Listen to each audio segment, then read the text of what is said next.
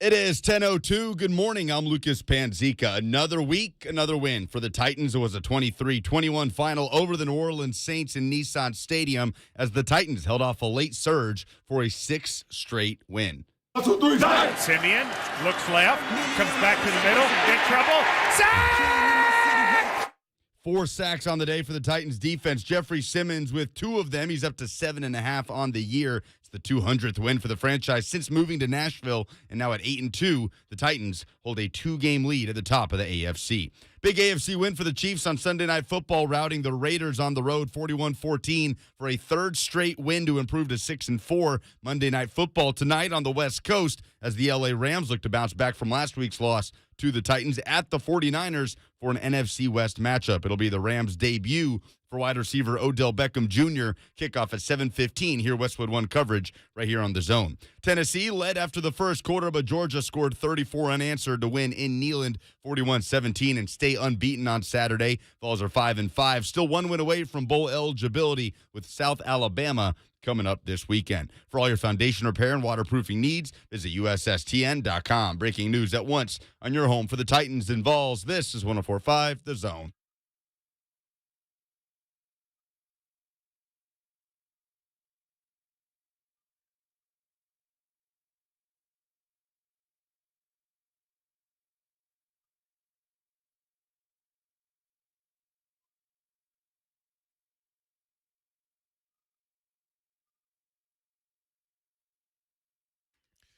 Let's do it. Happy Monday. Victory Monday. If you're a Titans fan, welcome into 104.5 The Zone. We're happy to have you along for the ride. Quite an exciting experience at Nissan Stadium yesterday. I was there. I'm going to tell you all about what I saw, what I observed. We're going to talk about it together. We're going to have full reaction on your part as well. 615-737-1045 is the number. 615-737-1045. I had a hard time kind of processing this one.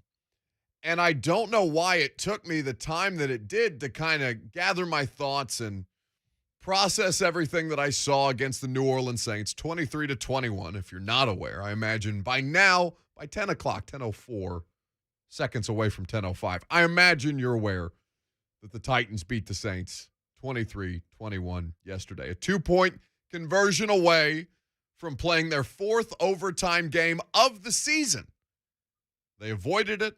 They handled business against a team that was mostly inferior, although I think those two teams are a lot closer than you might want to admit at this stage of the season. But I'm trying to gather my thoughts about what it is exactly that the Titans are doing at 8-2 that feels so much different from the last, 3.5 years of Mike Vrabel. And after kind of processing it, I'm like, okay, well, the first time that I heard the line, it ain't pretty, but it's beautiful. First time I heard that line, or I remember hearing that line, was after the Titans beat the Jags in Week 5, right? That started this 6-game winning streak for them at this point. But then I had to do a little digging. And I went back and found that, no, it was 2 weeks prior that the Titans started to kind of embrace that mindset. It ain't pretty, but it's beautiful. Not Derrick Henry, but David Quessenberry. Because I was asking around, I was trying to find the clip specifically from Derrick because I know there's a video of him coming off the field after they beat down the Jags, as Derrick Henry is accustomed to do at this point in his career. But then I'm told, okay, Derrick's not the first one to say it. You got to go back. It's David Quessenberry. And so I found a video had a video sent to me. Let me not take credit for something that I didn't do all the way myself. But I had a video sent to me from some people who were helping me track down the origin of this quote. And I get sent a Mike Vrabel victory speech from Week 3. This is after they gutted out against Carson Wentz, 2 bad ankles, 25-16 the final, but it felt a lot closer than that ended up being. And it's Mike Vrabel's victory speech, but he's talking about something that was said to him as he walked into the locker room. So we went back, tracked down the victory speech. This is the origin of the quote. Quinn said something to me when we were walking in. He said, "It ain't pretty, but it's beautiful." Okay, it ain't pretty, but it's beautiful, fellas. We got so much work to do. Okay, but we're going to learn from winning. We're going to learn from winning. There's so many guys that went out there, okay, that probably had no idea that when they woke up this morning they're going to have an impact of the game. That's how it goes, man. Jeremy made a mistake early, came back, caught a huge touchdown, okay?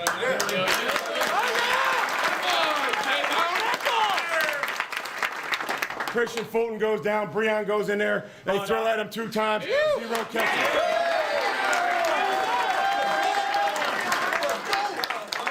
Okay, all of them making contributions, man, appreciate y'all.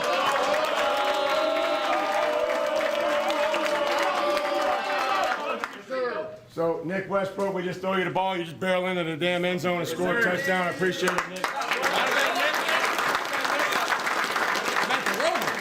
Guys, we don't care where you came from. This is a great lesson of when you wake up every game day, you better know what to do. And when you get called on, go in there and play fast and aggressive, because you just never know. You just never know, and that's how we're built. We don't panic, we don't freak out. Put the next guy in there and hope that everything we've done, right, Prue goes out there, catches it with his hands on a huge 3rd down conversion. Okay, these are battles, these are grinds, Danico. Okay, appreciate you being on our football team, Danico. Okay.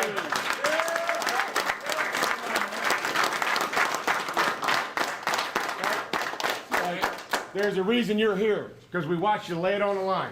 Okay, now you're laying it on the line for us, man. I appreciate it. Yeah, team appreciates it. Chet, Danico, get in here and break it down. All right. We can fade it down. What, you get nervous? You thought they missed a bleep? They do a great job. You That can was- play that on a loop, right? That's like deja vu every week with this team. Well, no, but that's my point. That's my point. Right. Week 3. It's evergreen. Go through the number of names that he just named that nobody else in the rest of the NFL has any idea those people exist. Breon Borders, Ola Adeni. Yesterday, Dylan Cole. Marcus Johnson had a 100-yard game for the Tennessee Titans.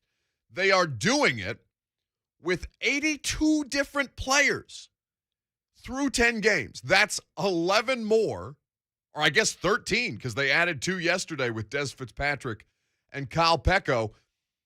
They are doing it with more players on one team than any other NFL franchise at this point. It doesn't matter where they find these guys or where they get these guys. It doesn't matter if it's ugly as long as it's a win. It ain't pretty, but it's beautiful is this whole team's ethos at this point. And it's something that I want to talk about coming up next with Mike Vrabel, his coaching staff, and the fact that the Tennessee Titans head coach is now the betting favorite on my DraftKings Sportsbook app, at least, for the NFL Coach of the Year through 10 weeks of the NFL season. 615-737-1045 is the number. Who is the best NFL Coach of the Year candidate through 10 weeks? Because we can come up with 4 specifically, and one of them remains on the Titans' schedule, and one of them, the same, is somebody that Mike Vrabel played for during the course of his career. 615-737-1045. Who is the NFL Coach of the Year through 10 weeks? Because the more that I go through this, and we'll go through this together, I'll lay out the numbers for you. We'll talk about how they're winning and why they're winning despite the way that it looks, because I think that's as important a piece of this as anything. We'll discuss it together, your phone calls as well, and then I'm going to get to something in the YouTube chat that's already pissed me off this morning that I want to yell about. So it's going to be a great time. We're happy to have you along for the ride, all that and more. On the other side, I'm Buck Reising. It's 104.5 The Zone.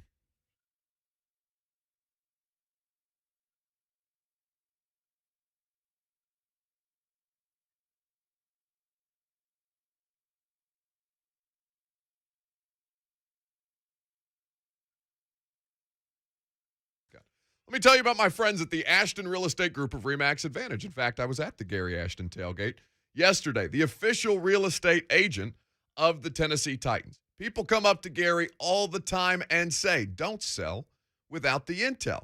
That's because it's true. You need the best intel if you're in the market to either buy or sell your home. And no one has better intel than the Gary Ashton team. Intel so that you can sell your house without any showings or staging. Intel on where to find your next home so you can sell your current one while the market's still hot. Intel that helps you win the buyer battle and cash in on your home equity right now. Everyone else getting the same information and competing for the same properties. But you're not like everyone else. You're smart. You're going to go to GaryAshton.com. You're going to get the edge with the best real estate intel in Nashville. Plus, the Gary Ashton team is the official real estate agent of the Tennessee Titans. Get the confidence to sell your home without the stress and with time to find your dream address by calling the Gary Ashton team with RE/MAX Advantage today at 615-301-1650 or visit GaryAshton.com. Remember, don't sell without the intel.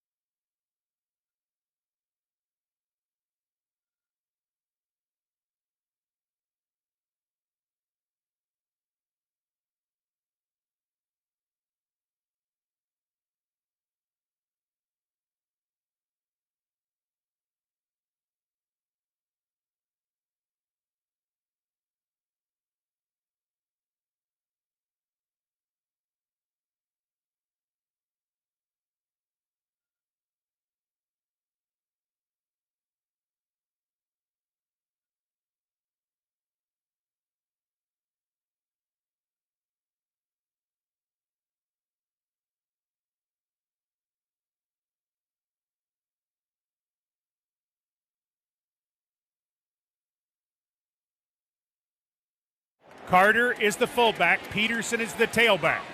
Tannehill under center. The Titans go up the middle, and it's a finger roll. Touchdown, Tannehill. That's Mike Keith. That's the voice of the Titans. Yesterday on the call on Ryan Tannehill's 1-yard touchdown run, a QB sneak in the second quarter to give Tennessee a lead in that game, to put them up 13-6 at the time, because the Saints kicker could not for the life of him hit an extra point. Missed 2 yesterday, which ended up being the margin of victory. 615-737-1045. Who should be the NFL Coach of the Year favorite right now, understanding what Mike Vrabel and the Titans are doing? 615-737-1045 is the question that we're asking you. Because, and I wanted Lucas to come back with the Tannehill touchdown, because I was hoping, I haven't had a chance to hear the Titans radio call yet of the game, and I'm sure they had a blast doing that game. But the best part of that touchdown is not even Ryan Tannehill's finger roll. Yes, it's a touchdown. Yes, it gives you the lead in that game after having a 6-6 tie.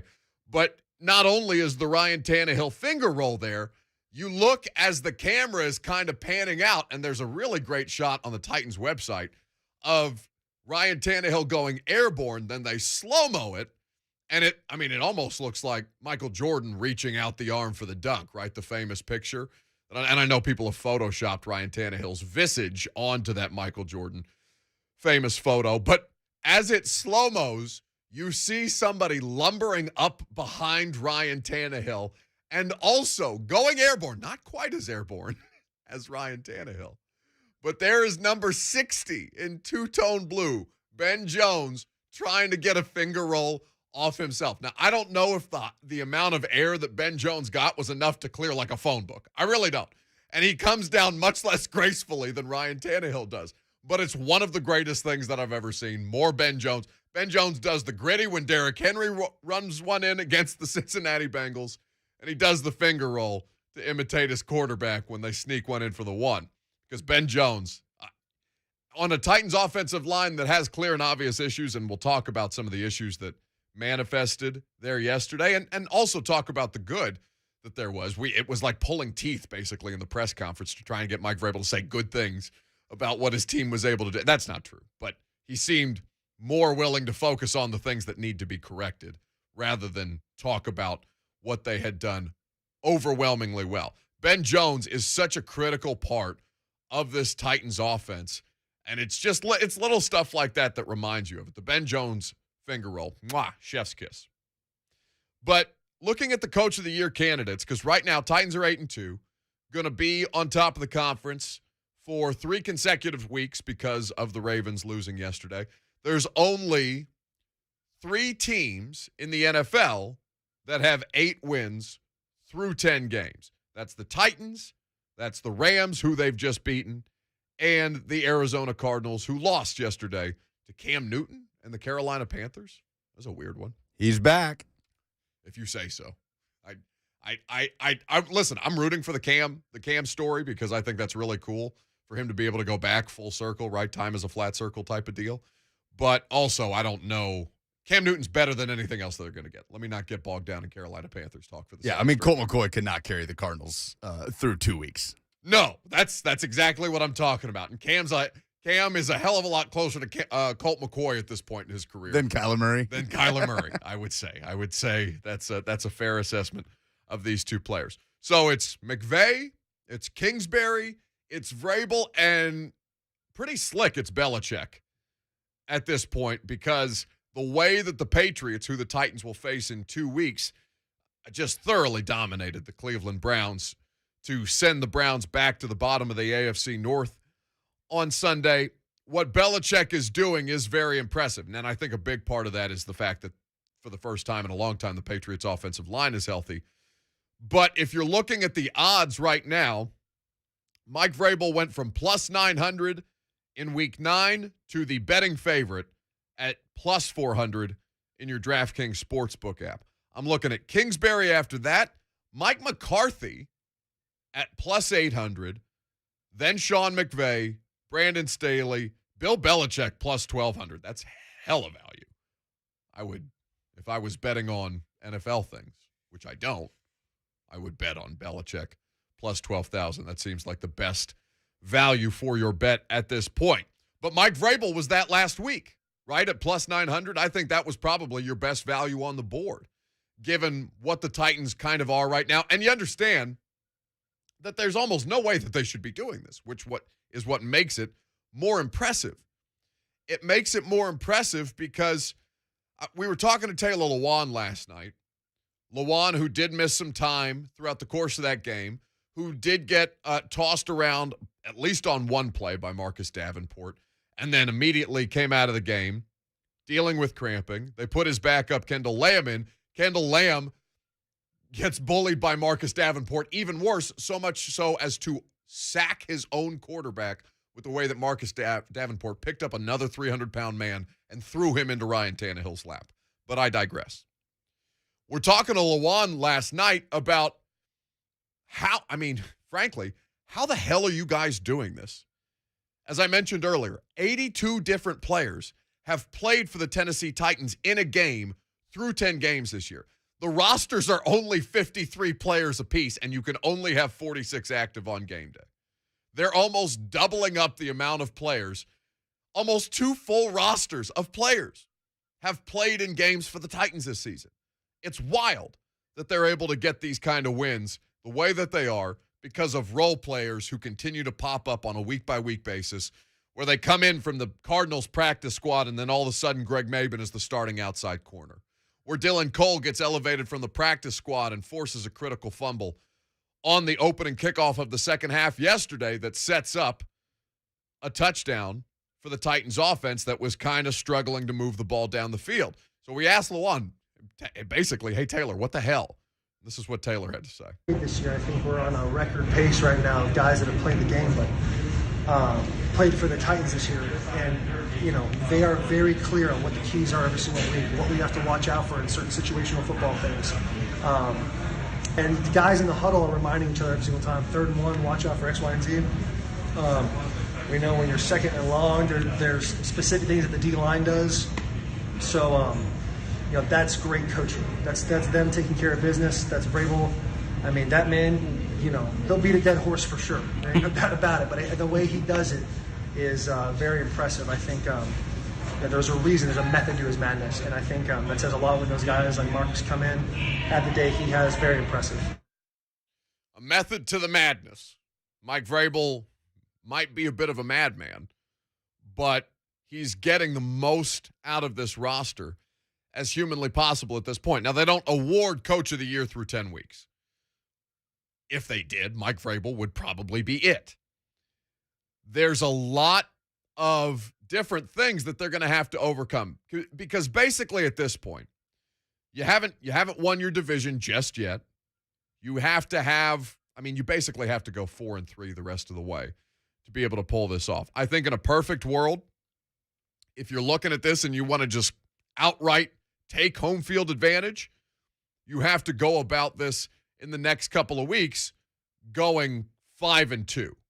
I think to have no doubt about it, to not sweat the Colts in any way, shape, or form, to not worry about the Bills or the Chiefs who got back into the division lead yesterday in the AFC West, given that the Chargers have have they lost 3 in a row? I think the Chargers have lost 3 in a row in the last couple of weeks. Things have kind of leveled out for Justin Herbert and Brandon Staley. I think if you're looking at this, you're saying, all right, 5-2 the rest of the way.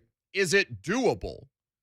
And can Mike Vrabel and that coaching staff keep things afloat? Because we haven't even talked about Bud Dupree yet. I think that Bud Dupree is going to miss a substantial amount of time. I don't know, and we're not going to have any clarity on that from Mike Vrabel when he speaks to the media at noon today. We'll carry that press conference live for you, of course.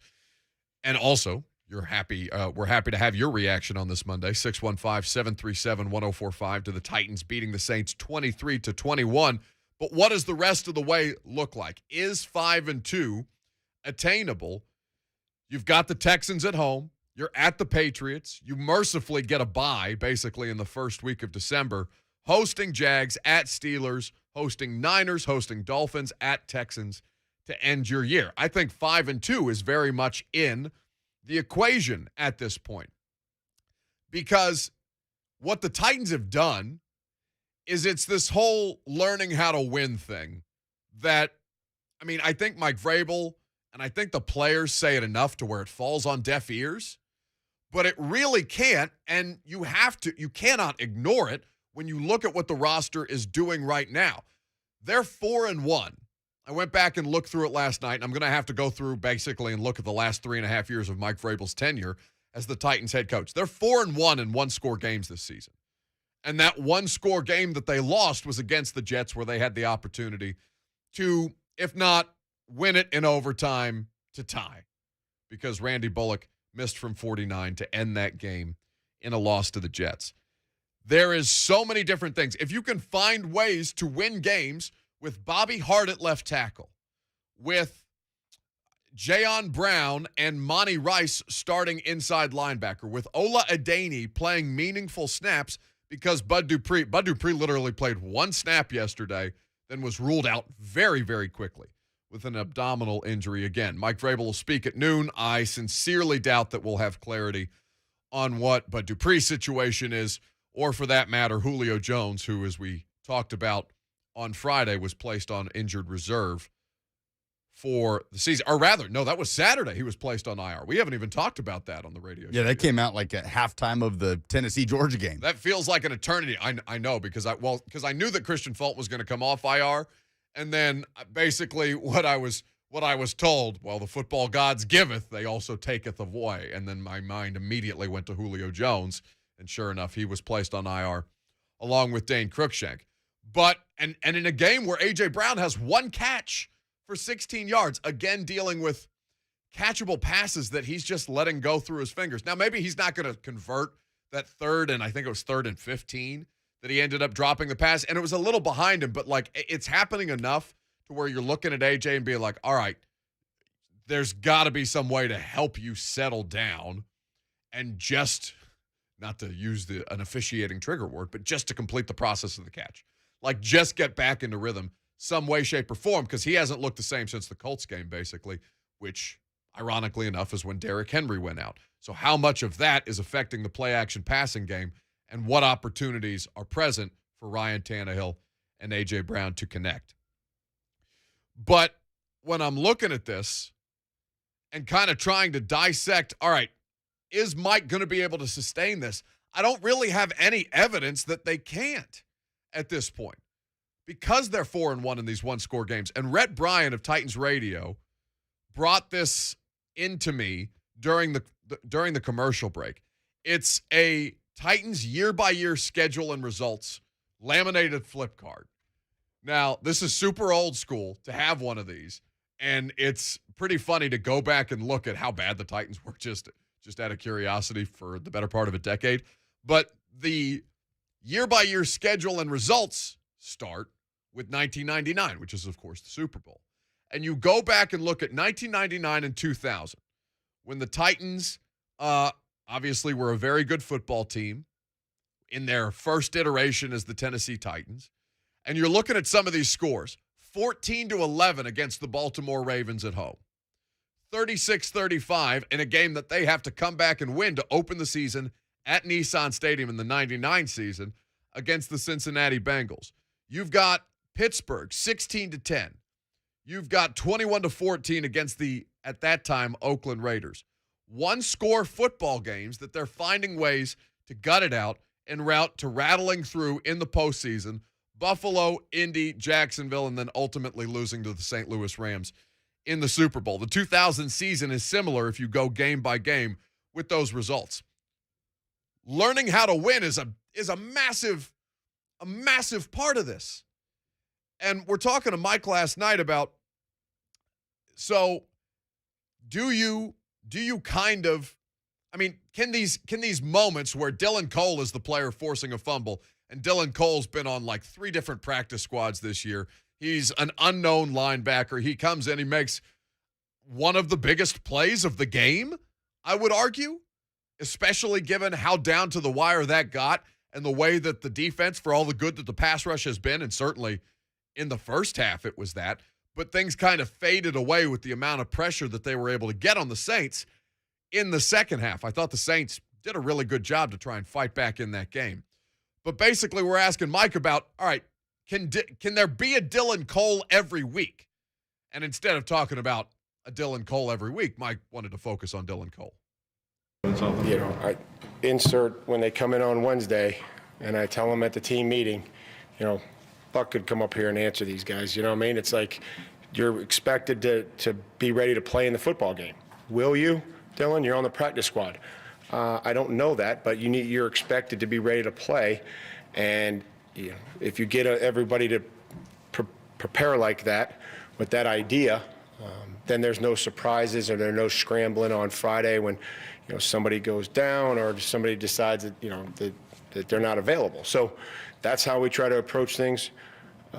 On Wednesday, there's a really good chance that I'm going to say the same thing at the team meeting at 8 o'clock.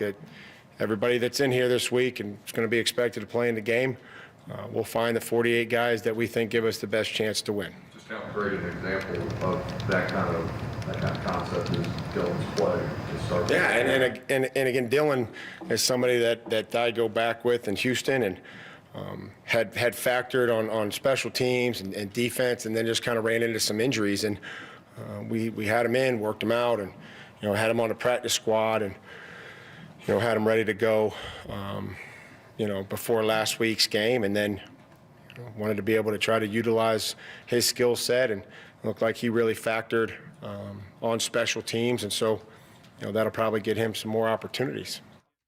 That's Mike Vrabel talking to us last night at the post-game press conference.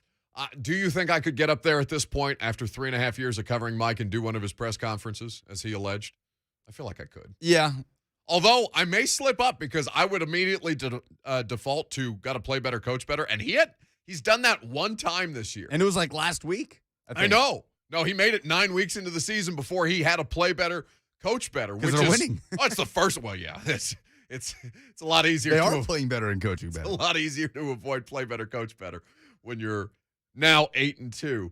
But for what Mike is saying, because basically he's asked the question, hey, how much can this galvanize a football team when it's literally happened every week? And Mike at this point is just like, I could plug in any of these names that we've done this with, and I could tell you that their job is to be ready in the meetings when we come back and meet on Wednesdays, that their job is to be prepared in the walkthrough when we walk it through that day, that their job is to be prepared if they are active on game day to be able to execute their assignments, because if we're going to use an active game day roster spot on them, then Dylan Cole, you better be out there and your ass better be flying down on kickoff because you're going to need to get out there and make a play.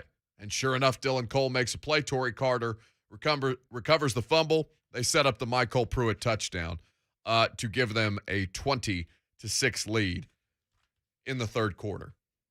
These are the kind of things that they so much practice what they preach in this regard.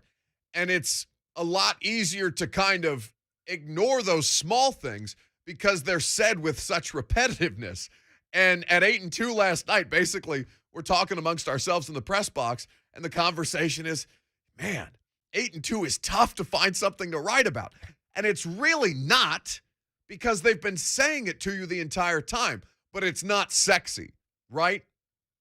There's nothing necessarily about 8-2 that's overwhelmingly sexy. They're not doing it with highlight reel plays because Derek isn't here anymore, and the offense looks a little shakier than it has basically since, let's say, week 7 against the Kansas City Chiefs. There's a lot, though, that when you boil it down to the fundamentals, when you strip back all of the things that made them exceptional, that the core of what is still there is what you're seeing in 23-21 games against the New Orleans Saints on Sunday. And that's the fundamental. When you talk about culture, when you distill it down to what it is that a coach and a general manager and a coaching staff and a locker room can institute among themselves, this is the thing that actually makes the football team go. Not just the names like Derrick Henry and like Julio Jones. Those things can set you over the top. Nobody's fearing that the Titans are going to break off 60, 70, 80-yard touchdown runs right now because that guy ain't here.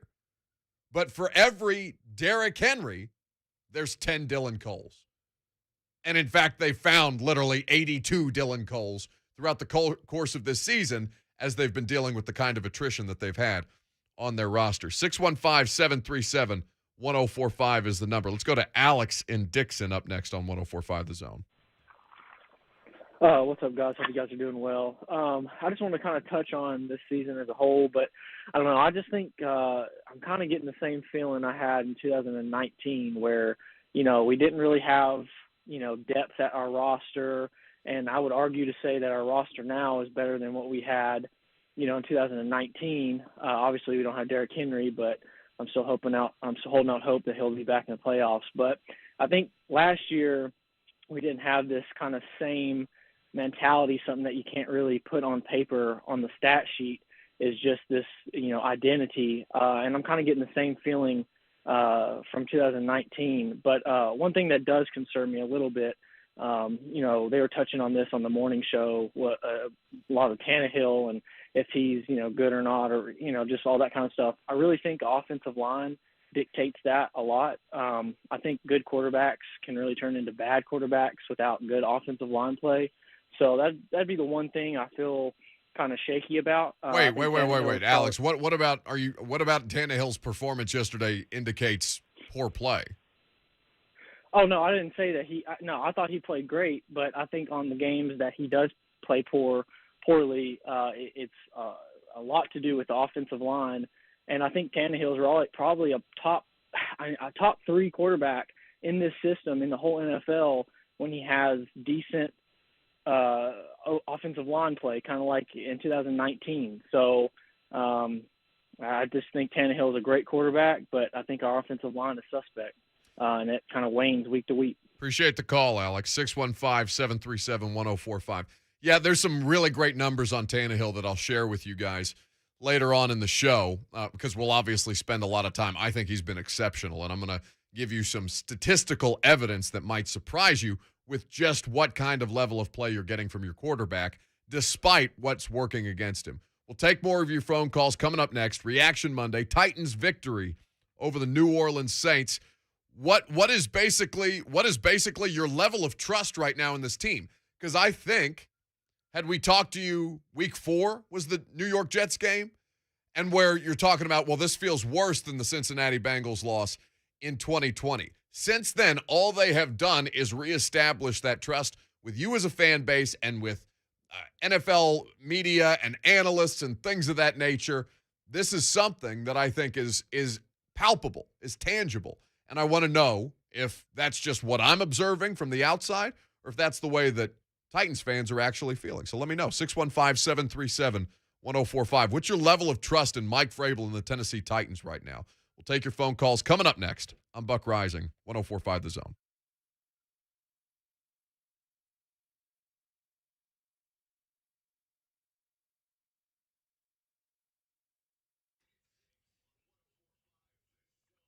It's nearing the end of 2021. It's been an incredible year, an incredibly difficult year if you're trying to get things delivered to you. If you're trying to get furniture or, for example, a vehicle delivered to you, inventory at places like this has been shrunk because of the way that supply chains have been disrupted with issues resulting from COVID-19. My friends at Two Rivers Ford, however, they got some great news. New inventory is coming in every single day. So if you're in the market for a new Ford, make sure to check out tworiversford.com daily and see what's arrived on the lot out in Mount Juliet. If you want someone at Two Rivers Ford to contact you when the vehicle you're looking for comes in, just give them a shout, and they'll make sure you get alerted when your vehicle arrives on the lot. The salespeople at Two Rivers Ford, they don't work on commission, so you never have to worry about feeling any kind of pressure throughout the car buying experience. They're just there to make things easy for you. If you know exactly what vehicle you want and you want to order it, Two Rivers Ford can do that too. They have the Built For You program where you can order any model, any color with any available features. You can order your Ford today and get it delivered directly to your door when it gets manufactured. There's a reason my friends at Two Rivers Ford have been doing business for almost 40 years, and that's because they make the customer experience hassle-free, honest, and easy. So for all things Ford, reach out to the most trusted Ford dealer in Tennessee. My friends at Two Rivers Ford, powered by Ford, driven by people.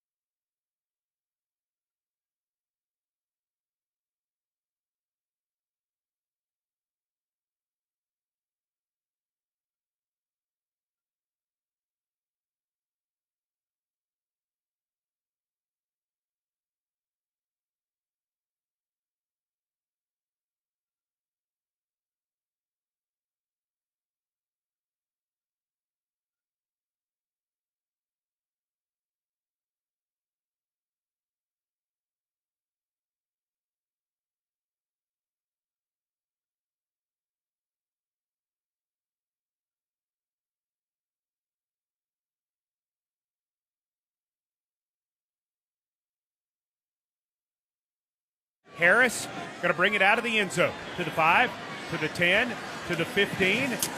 He's hit. He lost the ball. Cole with the big hit. Mad scramble for the football inside the 20. Carter looked like he had a great shot at it. Did he get it? Tight ball. Mike Keith. A lot of good vibes on the Dylan Cole forced fumble in the second half. It set up a touchdown to Michael Pruitt from Ryan Tannehill to give them a 20-6 lead at the start of the third quarter in that 23-21 victory over the Saints yesterday. We've been talking about it all morning long, how the Titans are doing this basically with dudes you never heard of until probably they make plays like that, right? I had a lot of people tweeting me, did the Titans bring back Will Compton for the week because there was a white number 53 that forced a fumble, and they don't know who Dylan Cole is until they see him out there on the field. And, by the way, again, not to throw shade, but I heard that the PA announcer, Lucas, I heard that there were struggles again yesterday. For example, when the running backs were introduced, I heard Adrian Peterson and some other running backs. No comment. That would be political. I feel like we need to call this guy and, like, just in the sake of transparency, be like, hey, bud, let's have a talk. Let's work this out together. We're not trying to personally attack you. We just want to know what's going on so that we can publicly undermine you and give Lucas your job. No, hey, I love what I'm doing on Sundays now. Okay, keep saying that. That's a good company, man. 615-737-1045 is the number. Joe in Kentucky is up next on 1045 The Zone. Hey, Buck.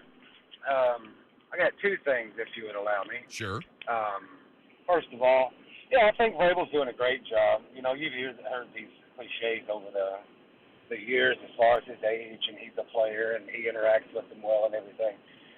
And, minus the X's and O's, you just said it, as far as he seems to bring in just the right player to fill just the right need at the right time, that type of thing. And I'm glad to see the Titans doing great.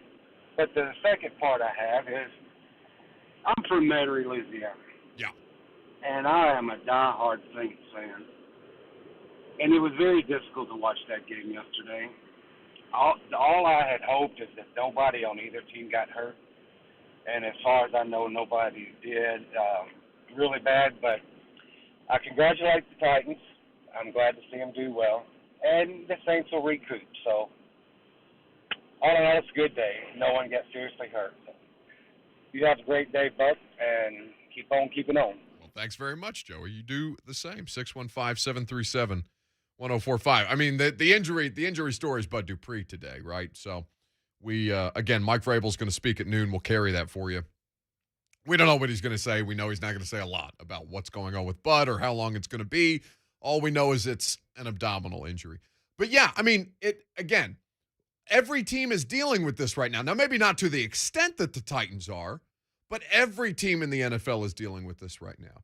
Yesterday, the New Orleans Saints did not have their starting quarterback, their starting running back, their starting left tackle, their starting safety. They're without a bunch of critical producers for that football team as well. Now it comes down to who is going to outlast the other. And it doesn't always have to look like, 38-31, right? You'll have a 23-21 game in there from time to time because at a certain point, attrition, especially with an expanded regular season, which, by the way, watching Trevor Siemian is why the backup quarterback matters so much. Now, you're looking at that if you're a Titans fan and be like, hey, Siemian couldn't even sniff backup quarterback behind Logan Woodside. So if that's what Siemian looks like, maybe you feel a little better about Logan Woodside, even though you haven't actually seen it for yourselves. It's about how you can gut out and stack together these wins. And so far, the Titans have done what no team has done in the last 2 decades, basically. 18 years.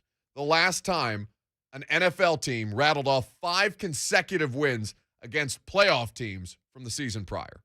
It's exactly what the Titans have done throughout the course of this stretch. 615-737-1045. Dennis is somewhere on I-40. What's up, Dennis? Hey, guys. I think Vrabel is a hell of a coach. And the reason I like him so much is because he does what he says he's going to do. And I mean, it's just, you might like it, you might not like it, but when he says he's going to do something, he sticks to it. I like that. He's not the most personable guy, maybe up in front of the media a lot of times, but I like that part of it. But there's one question that I've got to ask you guys. Sure. I don't listen to a lot of radio, and maybe you've answered this in the past.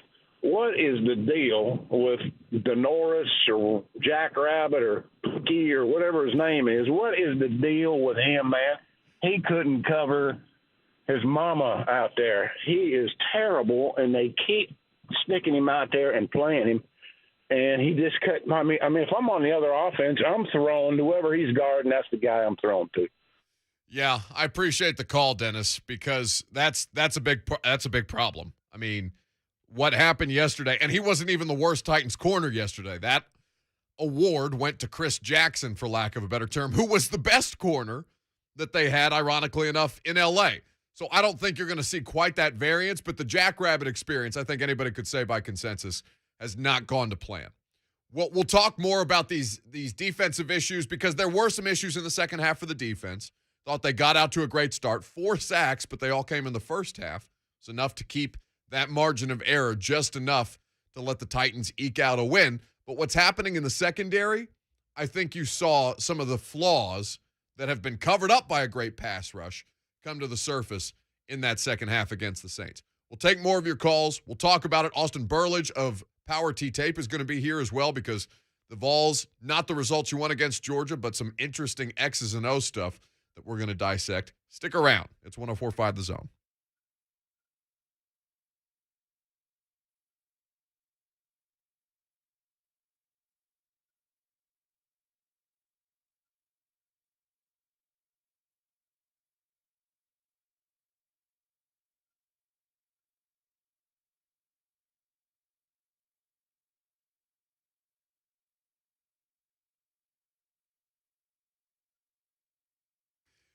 It's not too early to start thinking about New Year's resolutions. And I think that your New Year's resolution in 2022 should be to go without pain, without joint pain in 2022.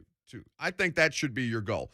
Don't do it. Resolve right now to get yourself moving again for the new year. Hey, it's Buck Reising. It's time to call QC Kinetics, non-surgical regenerative treatments for joint pain. We're talking lasting results using natural biologics, meaning no surgery, no pain meds, no steroids, and no downtime. It's really exciting stuff.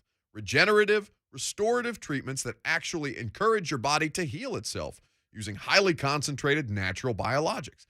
Patients rave about it for hip pain, knee pain, shoulder pain, and back pain relief, all of it. Don't let them keep giving you steroids, and don't let them tell you surgery is your only option. Get a free second opinion at QC Kinetics. Do it now and imagine life in 2022 without pain.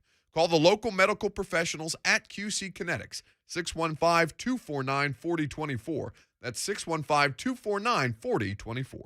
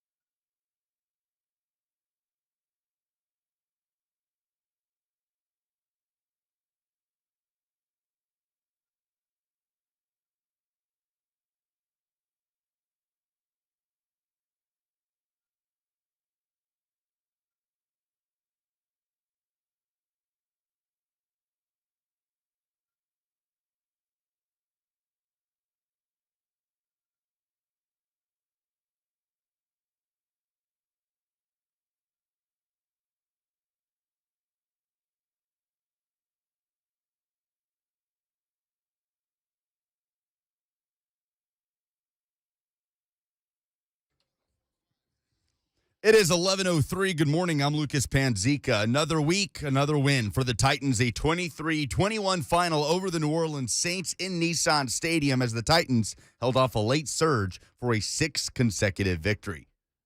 Simeon looks left, comes back to the middle, in trouble. Sack! Big Jeff!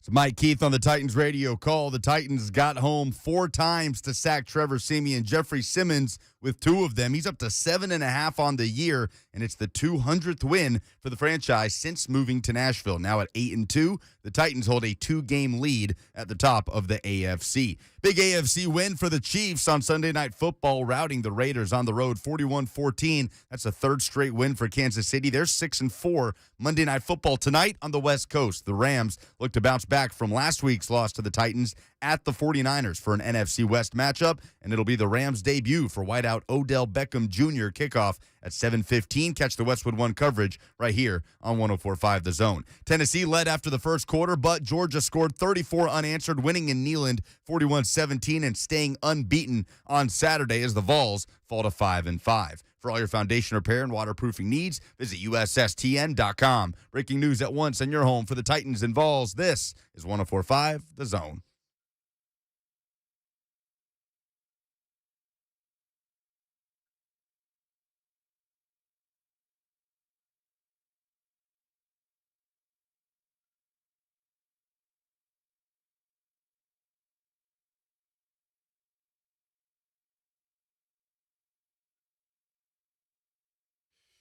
Yes, sir.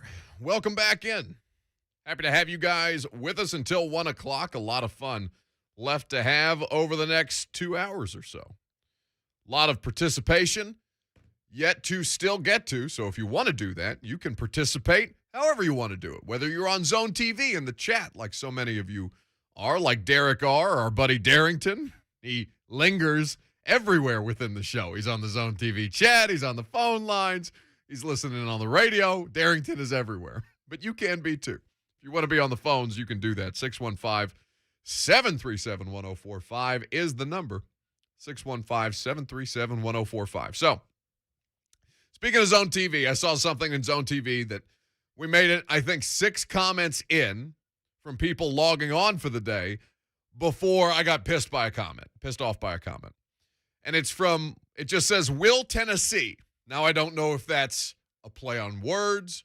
Will Tennessee finish bowl eligible? I don't know if Will is his first name and Tennessee is his last name. I don't know if it is Will in Tennessee. I don't know. All I know is that Will Tennessee on YouTube says, Buck, the media is still saying we suck, but we 8-2. Can you put it on a poll for me, Lucas Panzica, who's making all of these things happen behind the glass? How many more games do the Titans need to win before people stop asking me about what I think? This is going to be kind of clunky. I don't know how you want to phrase this. How many more games do the Titans have to win before people stop asking me about what Keyshawn Johnson said on Get Up this morning? I don't care. I have nothing personal against Keyshawn Johnson. I don't harbor any will or any ill will towards anybody who's on television or on national radio talking about the Tennessee Titans. I just don't care. This is my mission to civilize, all right? I want you, as a fan base, to get to the point where you win enough games to where you're not sweating it either. I don't understand why it has to be this way. Well, that's not how it's going to work, though. The more games you win, the more it bothers the fan base. Right? I mean, that's how it's worked. The more they've had success, the more people are incensed by the national conversation the following Monday morning. Well, it's because we're now 4 weeks, we're basically a month into people not knowing who the hell plays for the Titans, like even the starters. Not like the Dylan Coles of the world or the Marcus Johnsons, but, Kevin Byard or Beard or however you want to say it. He's on Rich Eisen's show today. I'm sure Rich will get it. Rich will get it right. I was talking to James Palmer, who's one of the NFL Network reporters. By the way, Queen Diana Rossini was back on the sidelines yesterday. It was lovely to see Diana off of maternity leave. But I was talking to James Palmer about it, and he's like, is it really that hard? Because James has been around the Titans enough. He knows. He's covered Kevin Byard since he came in the league. He's like, I don't think the Byard thing is that difficult. Now, he did not bring up any of his particular colleagues at the NFL Network who pronounce the name of Kevin Byard incorrectly. But I want to know how many more games it's going to take for you to stop caring about the way that Byard's name is pronounced or mispronounced. Like, we're 2 years removed from the Marcus Mariota experience, and I still got people calling in about Marcus Mariota. Like, I don't know what you want me to do about that. He was on the field a couple times last night. I don't know how to make people happy. Maybe it's futile. Maybe I should just quit while I'm ahead. It is futile. I want to get to a Monday where I make it through a show without seeing, Buck, did you see what X, Y, and Z on ESPN or NFL Network or CBS or Fox Sports 1 or wherever they're keeping Marcellus Wiley nowadays? I want to get to a Monday where that's not a part of my life. I mean, people have a right to be upset by what Keyshawn Johnson said, that they're not a real 8-2 team with no basis whatsoever. But at the same time, it's the most tiring conversation that we have on this platform every week. If you want to have that conversation, here's what I'll say. Because you're right. You're right. People are allowed to get pissed about that, just as they're allowed to get pissed about Travis Haney tweeted me yesterday a screenshot from Sky Sports that had the Saints playing the Tennessee Tigers. Hey, it was yesterday. Tigers radio for 1 week this season. You know what that is? That's not just national media disrespect. That's international media disrespect because Sky Sports is based out of the UK. Nobody worldwide believes in your football team. How's that taste? Tigers versus the Saints. That one made me laugh. I was like, all right, you know what? You can have that one. You can be pissed about that one. And I will go along with you because that's just dumb. That's just funny. International. Now you don't just have Keyshawn Johnson. You got, I don't know, is Rebecca Lowe doing NFL commentary? No, Rebecca would nail it. No, it's because she's a pro. She's fantastic. How is it said? She's what? Fantastic. No, you said it like Rebecca Lowe. Fantastic. Settle down back there. We'll do Nashville SC is in the playoffs. I'm sure Lucas will make us talk about it at some point. A week from tomorrow. All right, settle down. Talk to me in a week. I want to get to a Monday where this isn't a part of my life. That's all I'm saying. I also want to talk about the Ryan Tannehill disrespect because Darrington is on the phone lines. We'll get to Darrington in a second because he just simply can't have anything bad to say about Ryan Tannehill today. I do not believe that this man is going to come on these airwaves and disrespect the Titans quarterback the way that he's done for the better part of 6 months, 7 months, literally since I've been on the air as a radio show. But we're going to make Darrington wait a minute because Jason in Nashville has been waiting longer. Hello, Jason. How are you? Hey, Buck. How's it going? It's going great. So I have 2 things of positivity for you today. Okay. First, to answer your earlier question about my confidence in Mike Vrabel, I think he absolutely deserves Coach of the Year. The way that he has been able to get this team to rally and have the resilience that they've had with all the injuries that we've seen, Taylor Lewan in and out, with everything going on, he's really, got this team to buy in. And that's something I like to see as a Titans fan. But number 2, I know the NFL doesn't have a Hit of the Year award, but if they did, I think Dylan Cole would absolutely deserve it. I was in the lower bowl yesterday, and I've never heard a more convincing hit in my life. It was a rattling hit. And it was so loud a blind man could see it. That's really what I want to say. Just the audio of that hit was just incredible. Yeah, can we play the audio of the hit again, Lucas? Do you have that at your fingertips? Mike Keith on the call. Thank you for the call, Jason. To the 15. He's hit. He lost the ball. Good here. The 15. Whoa. He's hit. He lost.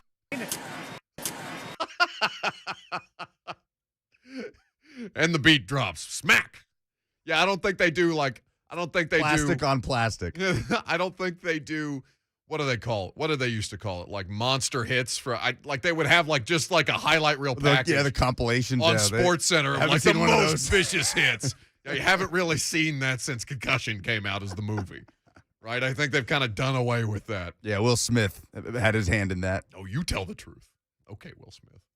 In a fake accent worse than Lucas Panzica's Rebecca Lowe impression. I don't know what the hell that was. I want us to get to a place as a show where we start doing impressions. We're far away from that right now. But what I say all this to say because Dale Cooper on YouTube is saying I could start a media literacy program that might help to get people to stop, because it's not that I care that you're mad about Keyshawn Johnson. You're more than happy. You're more than welcome to be upset about what Keyshawn Johnson says.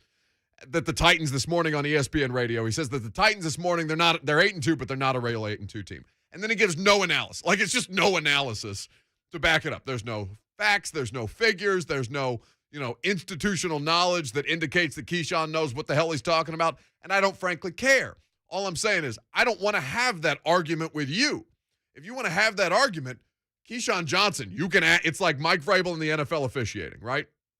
When we're sitting in the post-game press conference in L.A., and we're asking him about some of the late calls and late flags and what was your view on the Tyler Higbee touchdown that wasn't a touchdown, and why did they change the Jalen Ramsey penalty to not unsportsmanlike conduct to the point where Jalen Ramsey just doesn't get ejected from the game? I'm going to tell you what Mike Vrabel told us. Mike Vrabel said, NFL officiating has a Twitter account, guys. Go crazy. Tweet them your questions. I don't got an extra camera angle. I don't have any extra insight on this. You want answers? Tweet them. So if you want to take things up with Keyshawn Johnson or Marcellus Wiley or anybody else, or Chris Broussard, who thinks that Taylor Lewan plays left tackle for the Buffalo Bills, know that I don't care. So don't argue with me about it. You may argue with them about it. And hopefully that allows you to find some kind of stress relief in your life that God knows I physically I can't give that to you, because all it's going to do is piss me off. When we come back, we'll talk a little Vols, and we will pivot to the Power T tape. Austin Burlage will join us, and we'll take a look at whether Hendon Hooker was actually that bad on Saturday or whether the Georgia defense is just that good. That's on the other side. Austin Burlage, Power T tape. I'm Buck Reising. It's 104.5 The Zone.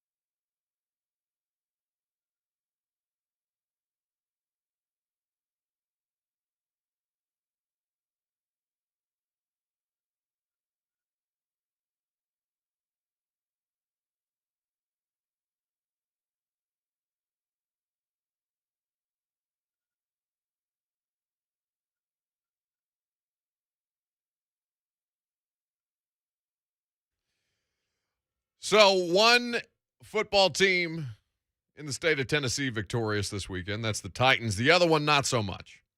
University of Tennessee, odds highly stacked against them. Admirable effort, we shall say, but ultimately did not cover the plus 20. John Reed tried to warn me on Friday to not bet Vols plus 20 at home against Georgia. They end up winning 41-17. And I'm interested to kind of go through this with our buddy Austin Burlage of Power T Tape, who joins us now on 104.5 The Zone, as he does every Monday. Was Hendon Hooker that bad, or was Georgia just that good throughout the course of that game, Austin? Hello, by the way. Hey, guys. Good afternoon, morning, wherever you are. Yeah, great question. I voted in your poll, by the way. I saw that you put that out on your Twitter, Buck, so I voted. I think that Hendon Hooker was bad because Georgia's defense is that good. And I think he played decently well up until the interception. And then I think he kind of got frazzled. And that was my takeaway, was that, the first drive was good. I think a lot of that is scripted plays you think that are going to work well based on what you saw in film the week leading up to the game. And then you sort of get into the flow of the game and the adjustments. And then when he threw the pick, it seemed like everything fell apart for him on that. So, and I would also say, too, that Tennessee's inability to run the ball put a lot on him.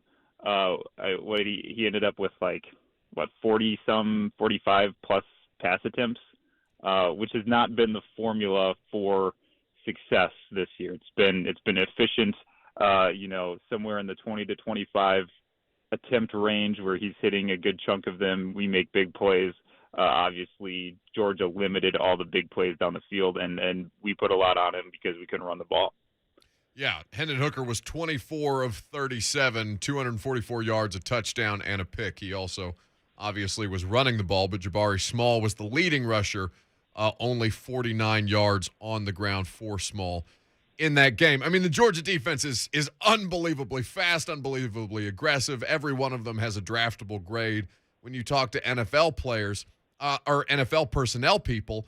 And I'm looking at this, and then on the other side, in what makes zero sense to me, is Stetson Bennett, the fourth, who is good, ? And I don't know why. Maybe it's just because of the way that Stetson Bennett looks that I don't think he should be good.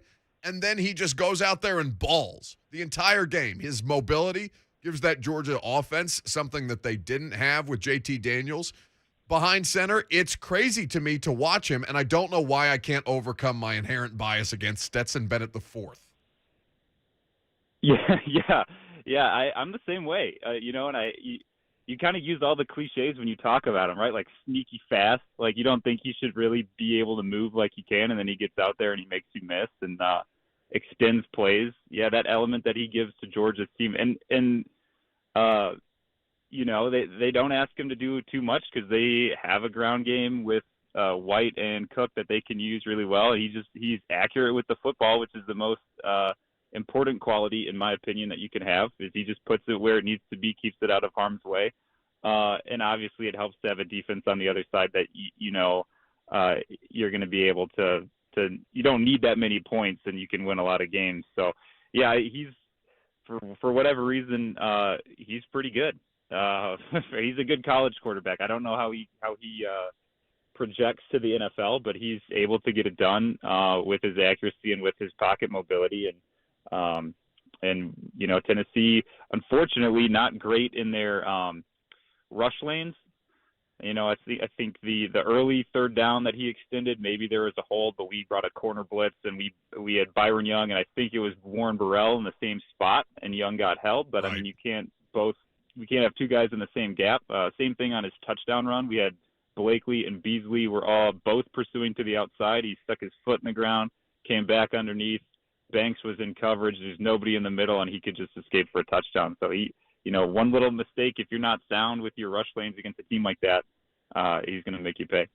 Austin Burlage is here with us on 104.5 The Zone talking the Vols versus Georgia. At Austin _Burlage is where you can find him.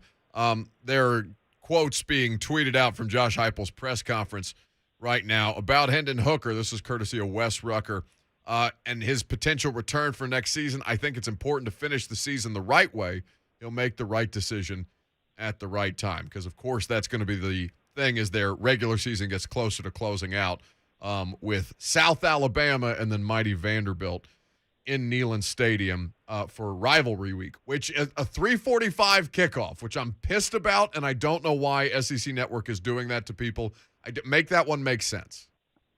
Yeah, they've done that the last few years, haven't they? Because I always visit my wife's family in Michigan, and we're always coming back during the game, and it's like right in the afternoon, and I have to play it on the radio, and my wife is like, "Why are we listening to Tennessee play Vanderbilt for 4 hours in the car?" But that's what she gets for being married to me, I guess. But yeah, I that's it's the schedule sets up well to finish 7-5, which I think is probably at or above the expectation that you could have had for the Vols coming into this year. I think it's pretty disappointing when you look back at the big three of Florida, Georgia, Alabama, and those don't end close, particularly the Florida game, when we know that they're not nearly as good as maybe they looked against us. But yeah, I've been seeing some of that talk going around about Hooker and the NFL, and I have to say, guys, this is not at all meant to be a negative comment, but I don't know if I understand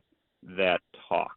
No, not based on, and certainly I haven't really dug into that much in my world as far as talking to talent evaluators are concerned, but that was not a narrative that I was aware of at this point, I guess.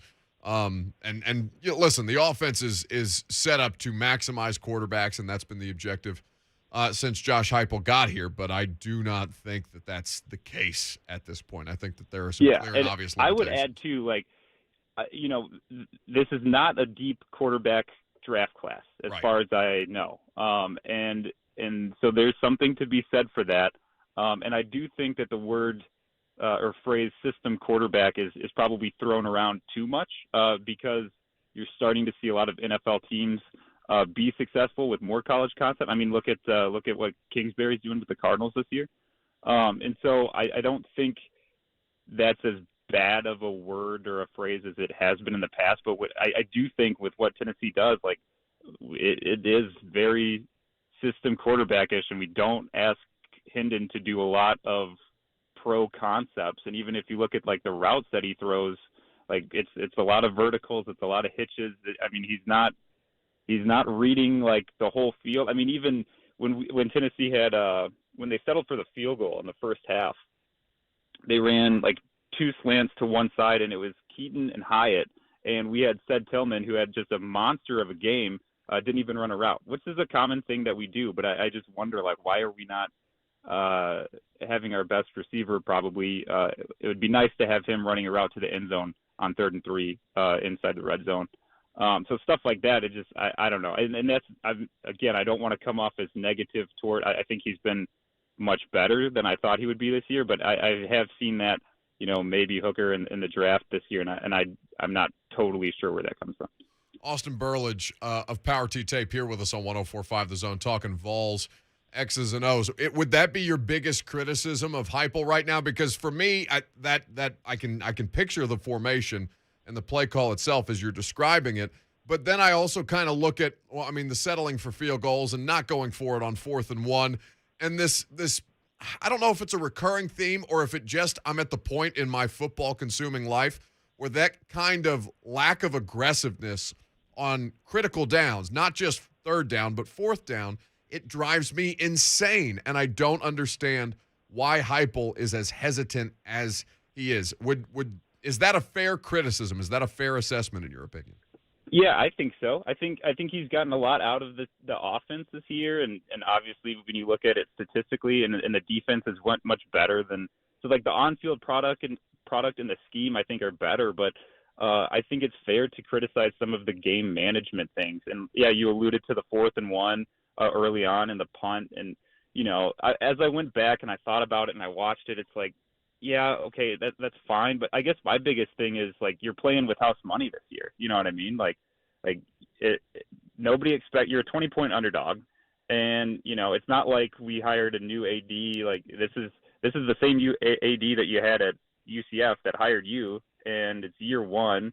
Like, why not be more aggressive in those situations? And so I didn't think that the punt was the big thing. The thing that got me the most about the Georgia game was the motion from Georgia, where they motioned Cook out of the backfield, and we were in man coverage, and we split a linebacker out on him, which, like, that's a typical adjustment, especially when the running back goes all the way to the sideline or to the number one receiver. But it was allowed. It was a backup linebacker, Page, in the game. I believe, I forgot who he replaced, but it was for an injury, and he couldn't hear. It was tough to get adjusted. And then when he finally got out there, it was like even Gary Danielson on the broadcast was calling it out, and they threw it. And there's 2 timeouts left. I don't understand why you don't take one in that situation and get, it's a critical third down. And then we turned around. So Georgia scores on that play. We get the ball back before we had 40 seconds on the clock with 2 timeouts. We ran a play, got sacked, and just took it to halftime. And then Georgia got the ball back after halftime. So, I mean, and credit to the defense because they kept it, or they stopped Georgia. But it could have easily been 31-10 before getting the ball back. And I don't think that needed to happen. So that was my biggest takeaway. It was the game management thing. We've seen a couple times, Florida, Alabama, Ole Miss, certain punt situations, not challenging a pit game. Like, there's just things where when you're a first-year coach and you're playing with house money, and why not be a little bit more aggressive? And he's been a head coach before, so this is not something that you're just figuring it out on the fly. You've had 3 years of head coaching experience. I think that's my biggest hesitancy about, speaking of hesitancy, I think that's why I'm hesitant to go all in on Josh Heupel at this point, because I noticed those things, and it's swept up in, 38 points per game and all of these great things, and Cedric Tillman's having, 200 yards receiving over here. There's a lot of good, and that one part of it, though, kind of stands out as far as in-game management is concerned. I want to ask you about that. You brought up the defense. I want to ask you about specifically the third down defense here in just a second. But do you hate Gary Danielson as much as my Twitter timeline hates Gary Danielson? Because I did not think that I did not realize that this man was this kind of polarizing. I guess I'm asking both you and Lucas as the representative Vols fans around here. Yeah, I would love to hear what Lucas has to say. I don't hate him that much, to be honest with you. I think it's just the nature of the SEC on CBS, and they're going to talk about, if Tennessee had a one next to their name, I think Gary would have a lot of good things to say about us, and we probably would love him. Yeah, I'm kind of on that side of things too. I don't think he's not great, but he's not half as bad as people make him out to be, in my opinion. Oh, people were just brutalizing poor Gary Danielson. He'll say something that you hear from any other analyst, and people will just go at it. That's the worst thing I've ever heard. Gary Danielson, he loves Georgia. Come on. He's the Joe Buck of college football. All right, the third down defense is 5th worst in the country at this point. This is the second game in a row that they've given up 40-plus points. How much of that third down defense is factoring in, and what are teams exploiting to take advantage of their struggles on third down? Yeah, that's a good question, and unfortunately it's one of those things where it's not just one thing. I'd love to be able to point to one area and just be, hey, if we just fix this, it's going to be better, but I think it's a few different things. I think one thing is we haven't had a huge pass rush. I mean, a little bit, but I'm pretty sure at least at the start of last night, and I know he added another one, that Jeremy Banks was the leading sack getter on the team. So you probably would want more of like a Byron Young to be that guy coming off the edge.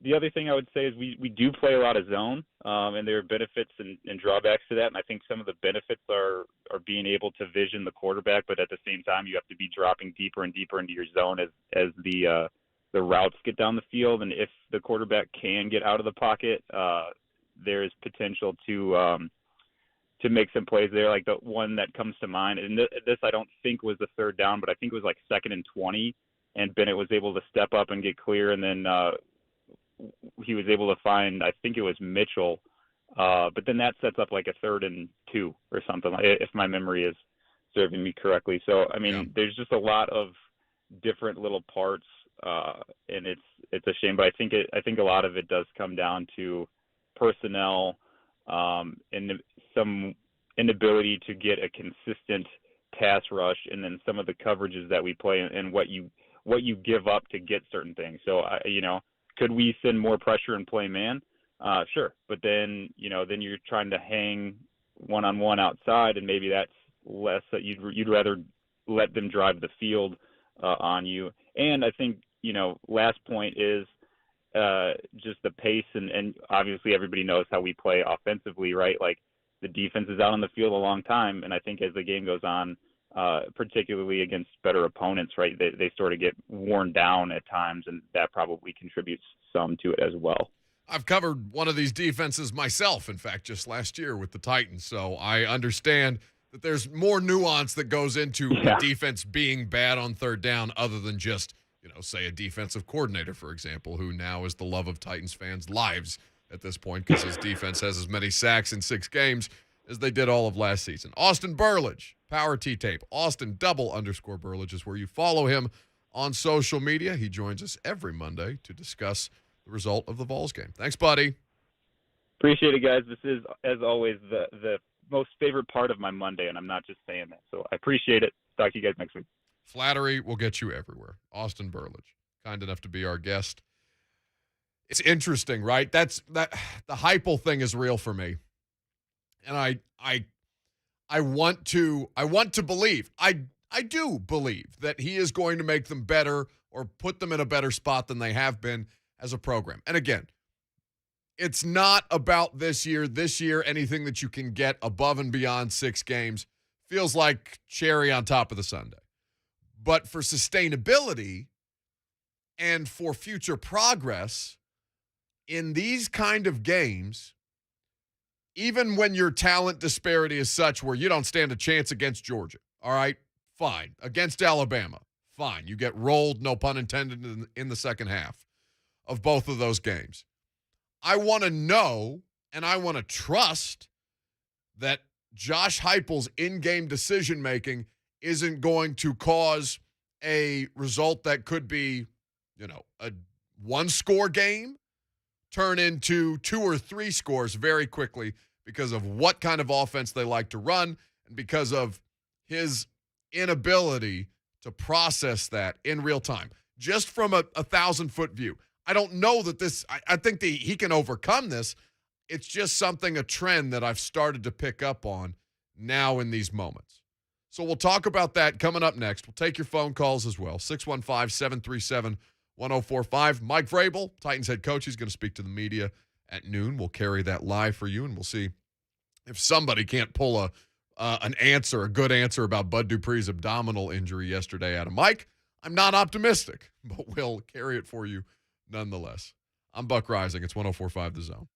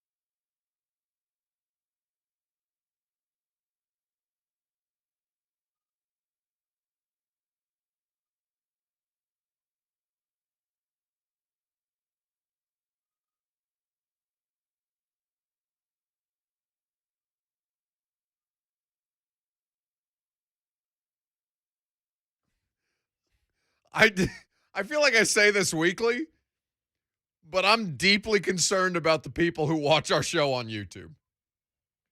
I don't know what to do to keep them from losing their minds like this. Now, I can't say what's being said in the YouTube chat because it's completely inappropriate and completely out of control. But it started with Frankie. Forgive me, Frankie, if I mispronounce your last name. I'm just going to say Frankie. Who writes, just came from a Aints podcast. They're so salty. They're fighting each other about who is better, Taysom Hill or Trevor Siemian, except he does not spell Simeon's last name correctly, and then it quickly devolves into gutter humor, which is basically all our Zone TV chat is, which is delightful. So if you're not watching on Zone TV or if you're not listening on Zone TV and you want to switch it up from time to time, it is decidedly a different experience from what happens just over the radio airwaves. The part of the internet your mother warned you about, according to Lebowski. It's scary stuff, to be honest with you. And, we love all of them, but also be safe out there.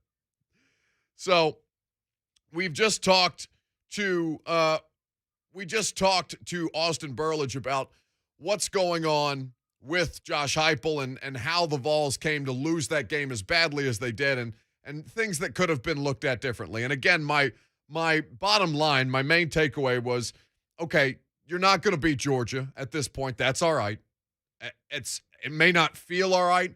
It may not be okay for you as a Vols fan to say out loud because there are no such things as moral victories, even though Lucas was proclaiming that 17 points would constitute a moral victory. I'm very happy for you, bud. Facetiously. Okay. Whatever you got to do. The word of the day. I don't know. No, that got dangerous.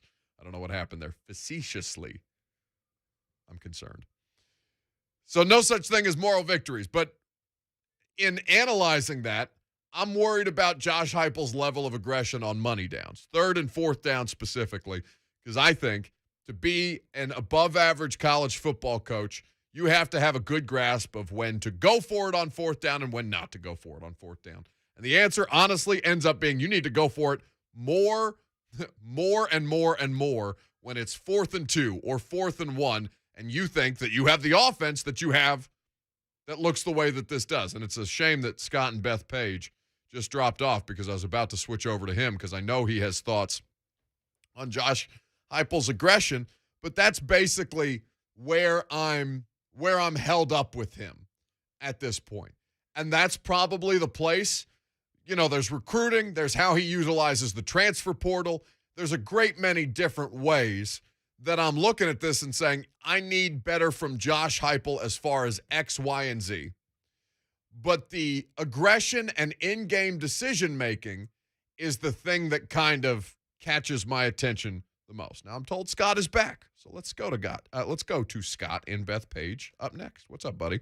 Hey, good morning.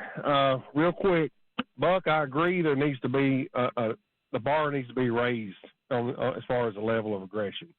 I don't think he needs to go for it on fourth down, 4th and 1 against Georgia in field goal range. And this is where I'm coming from, because I was there and I was looking at it.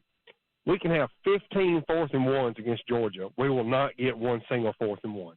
I don't believe either passing or running the football. I would bet Georgia will stop us 15 times in a row, because it was like looking at 11 NFL football players on that football field. It was ridiculous, the gap in physical appearance that was there in front of me.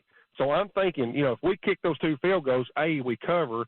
2, the first field goal that he would have kicked it would have been 24-13 going into halftime. Looks a whole lot better. And plus, if we're able to stop them after that, who knows?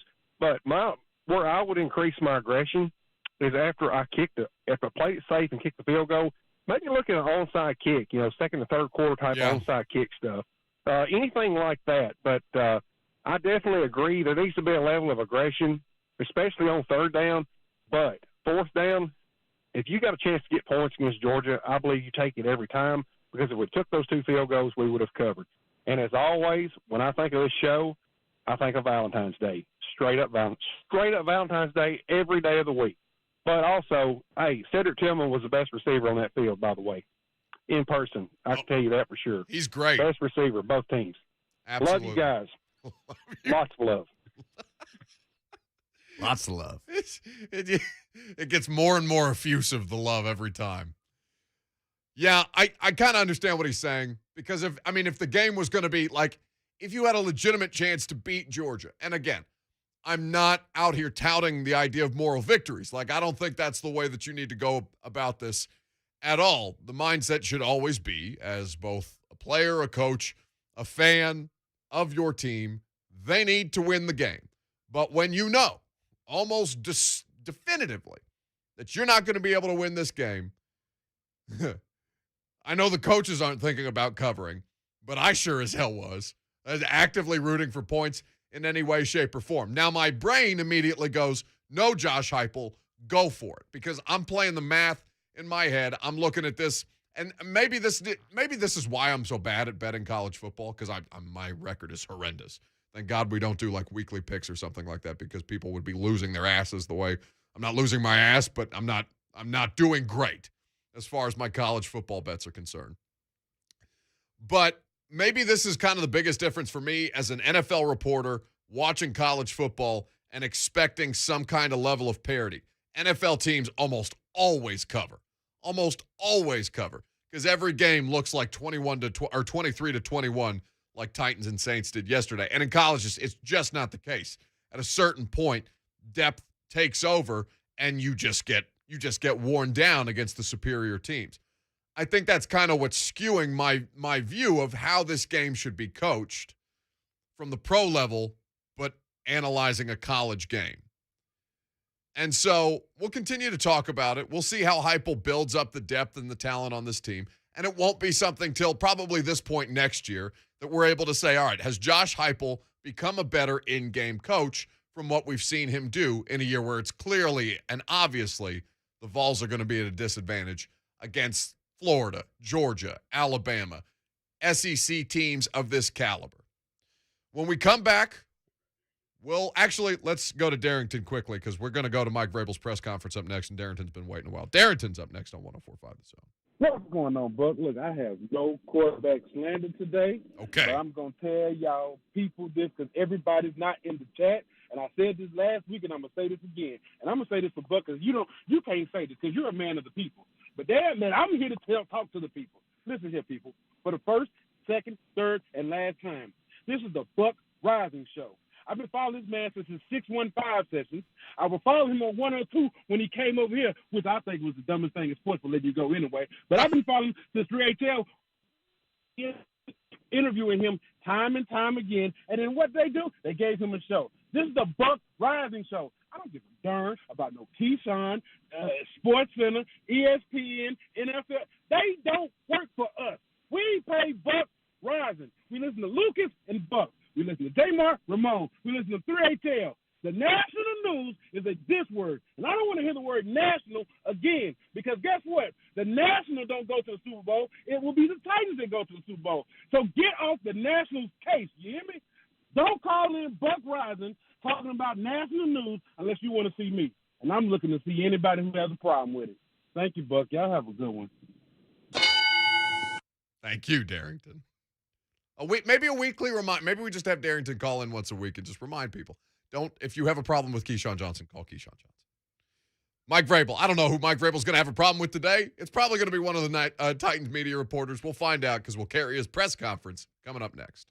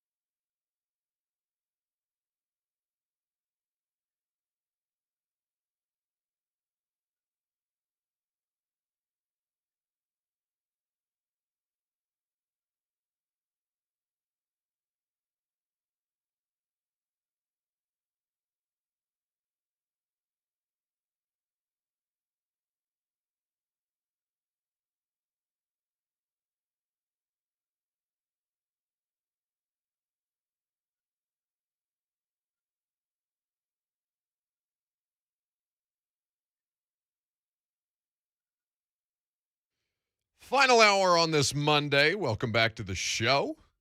We are going to get you over to St. Thomas Sports Park because Mike Vrabel is meeting with the media right now. And what he has said about Bud Dupree is that he's still being evaluated with the abdominal injury, so nothing definitive on Bud Dupree today. But instead of talking for Mike Vrabel, I'll let Mike Vrabel do the talking from here. Types of examples, but you can't just do it in the negative. You know, when things are bad, you have to make sure that you're doing it when things are well too, so that you always find that balance. We're just seeing maybe the biggest improvements from Monty Rice, and he's credited with 10 tackles yesterday. How did he do, and how's his progress been? Well, you know, he first started to make an impact on special teams. You know, referenced early on this season. You know how well he was doing, especially on the punt return. And if you guys watch punt return, which probably not a whole lot of people do, but when the punt team's out there, I mean, that's the basis of one-on-one football. We'll maybe double a gunner, once or twice, or teams will double our gunner, but for the most part, it's one-on-one. You drop back, you protect somebody from rushing, and you've got a shed, and this guy's trying to hold you up, tackle you, grab you, whatever he's trying to do, legally, and to keep him away, keep somebody away from the returner. And he was doing that, and he was finishing, he was finishing guys, out of bounds and running his guy and taking care of the returner. And so I think he started to build some confidence there. Then he made some tackles on kickoff and really started to build some confidence there, got an opportunity to play linebacker. So yesterday was another step. It was another game that he played. A lot of football for us. We had the Colts game, a few weeks ago. So he is continuing to improve, and hopefully we can start to, really see some more progress. But he's got to keep stringing a couple weeks together here. Cramping, hydration stuff with Ola and Taylor something that could be more proactive with, or is it just bad luck, bad timing? I'm not sure how we, I have to ask the doctor. I'm not a person that cramped all the time. Running more stunts in games, you think this year, and having more success with it than you have? And I don't know if the number is up. Maybe, there's some efficiencies. That's something that we've always wanted to try to do. It can always be better. It's takes two people to run those and to run them well, or three sometimes.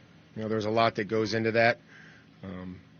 But we've had some success with it, and we're going to try to continue to do that and use that and coach it up and get guys to realize that the guy that's the penetrator, or somebody that's first, can get the sack just as easily as the guy that's looping around. And I think sometimes guys don't realize that, so you have to show them examples, numerous examples of the guy that's first, that picks and drives, that gets the sack, and not just the guy that's setting it up. And he's just as critical as a piece of it as well.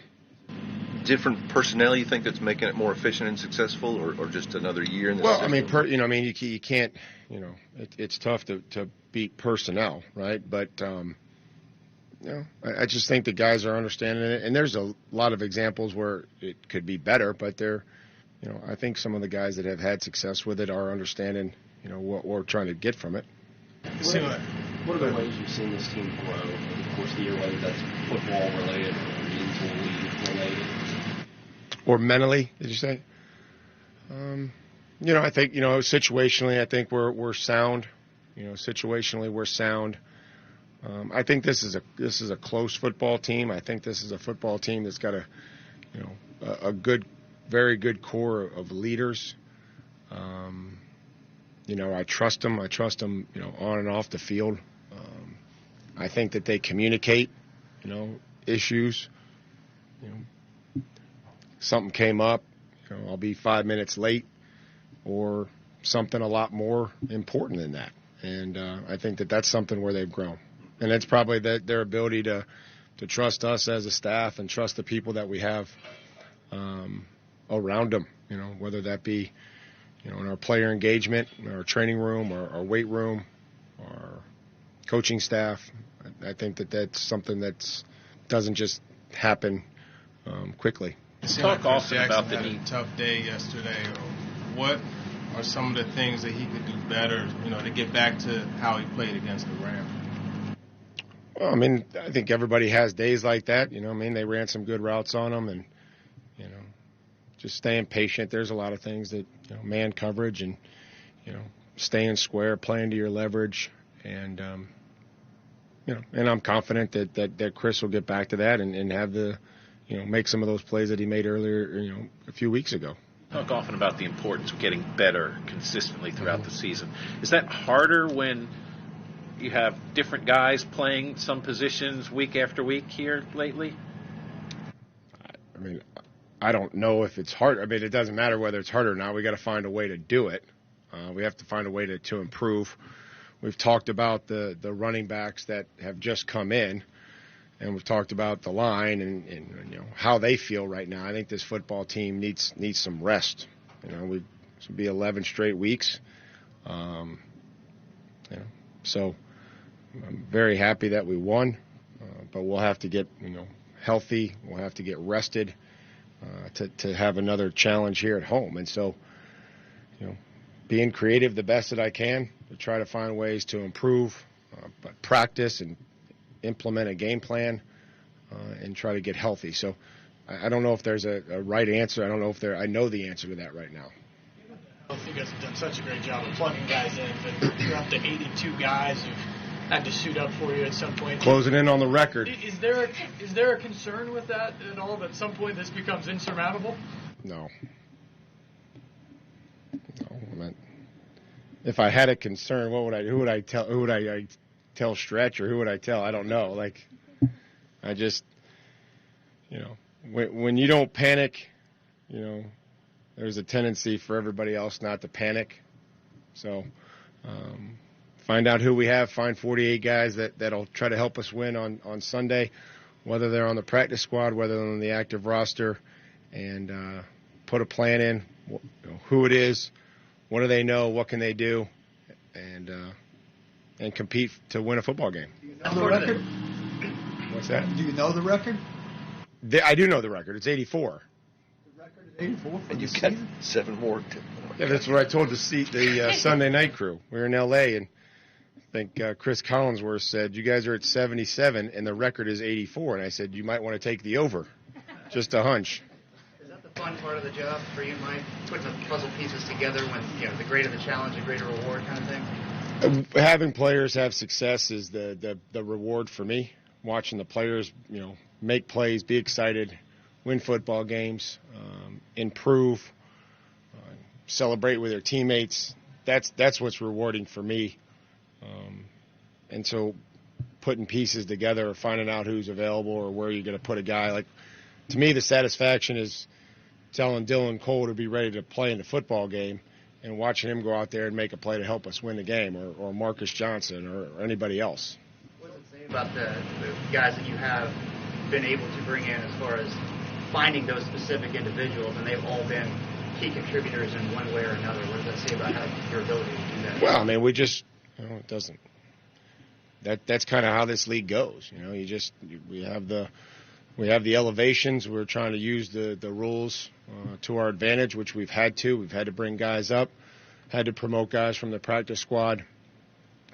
And again, when they sign, you know, early in the week, or if they're on the practice squad for multiple weeks, come in every Wednesday and say, hey, let's prepare like you're going to be a starter, prepare like you're going to play in the football game, because guys that do that and they're ready for their opportunity, you know, they get more opportunities.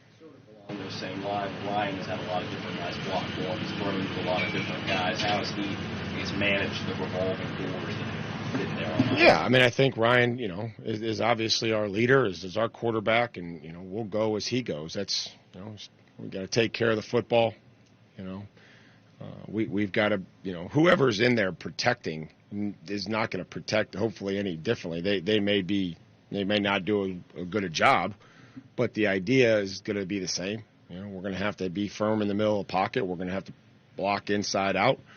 Know that when you can show them examples of the quarterback stepping up and, you know, throwing passes and whatever scheme that we have, completing them, then that's what you continue to show them. Just like the other day, he stepped up, threw a nice one there to Marcus, you know, on the through route. So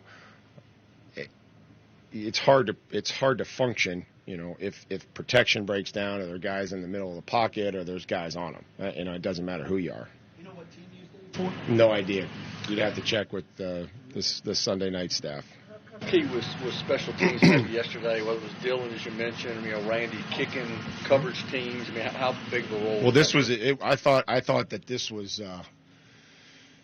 I don't know what phases we won offensively or defensively. That could probably be debated, but I know that we won the special teams phase. Harris was outstanding coming into this game. We got some good returns. The opening kickoff. We got them covered up. It didn't look great, but we got out to the 31-yard line. There wasn't any penetration. I thought Brett punted the ball well to a very good returner. I thought our kickoff team, that's the type of kickoff team that you envision,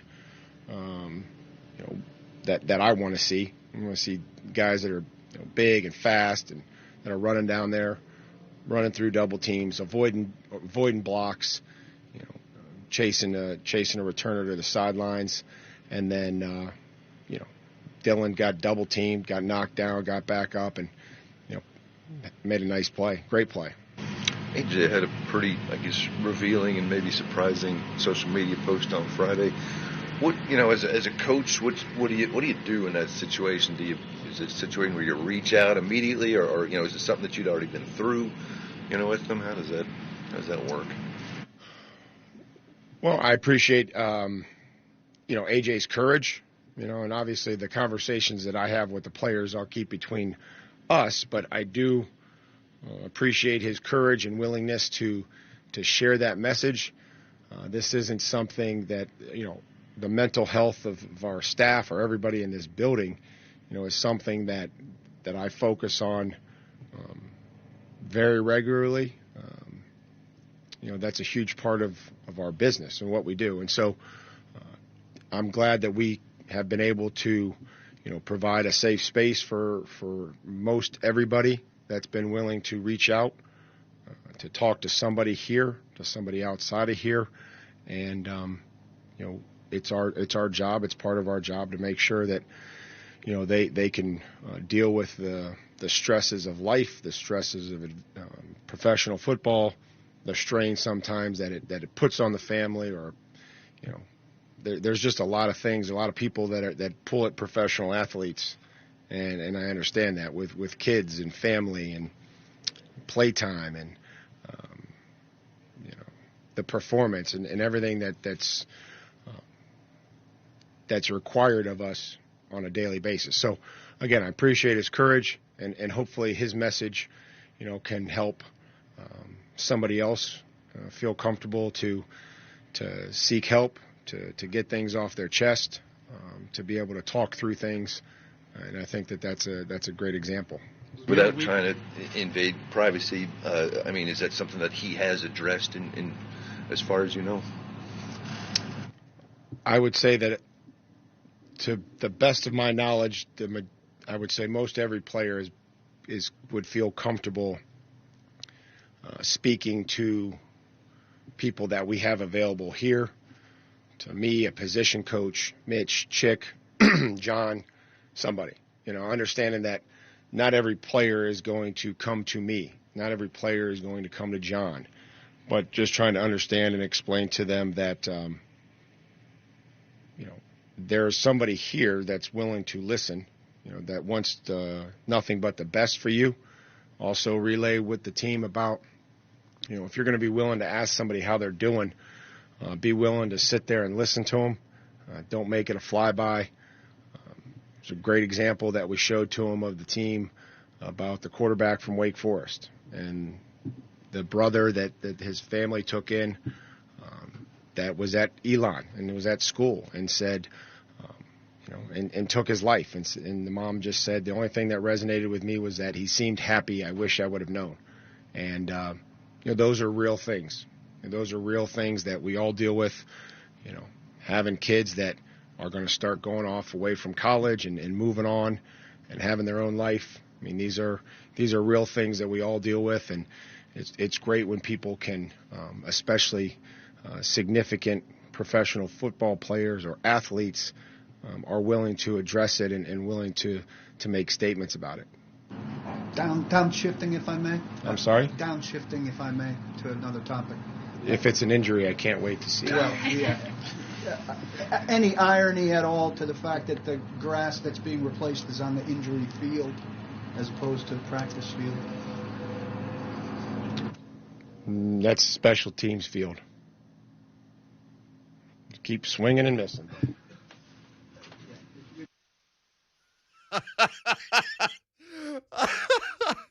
I don't know what to do but laugh at that. Mike Vrabel's press conferences are unbelievable. When we come back, we will talk about what Mike Vrabel had to say. There's a great many topics because we haven't spent any time on A.J. Brown and the message that he put out on social media on Saturday leading up to that game. We haven't talked about Bud Dupree and Chris Jackson hardly at all today. So we'll do all of that coming up next. And apparently the grass being replaced on the special teams field. That's not the third field. And I wouldn't know because I don't look at the third field because Mike Vrabel told me not to. Your phone calls as well. Coming up next, I'm Buck Reising, and this is 104.5 The Zone.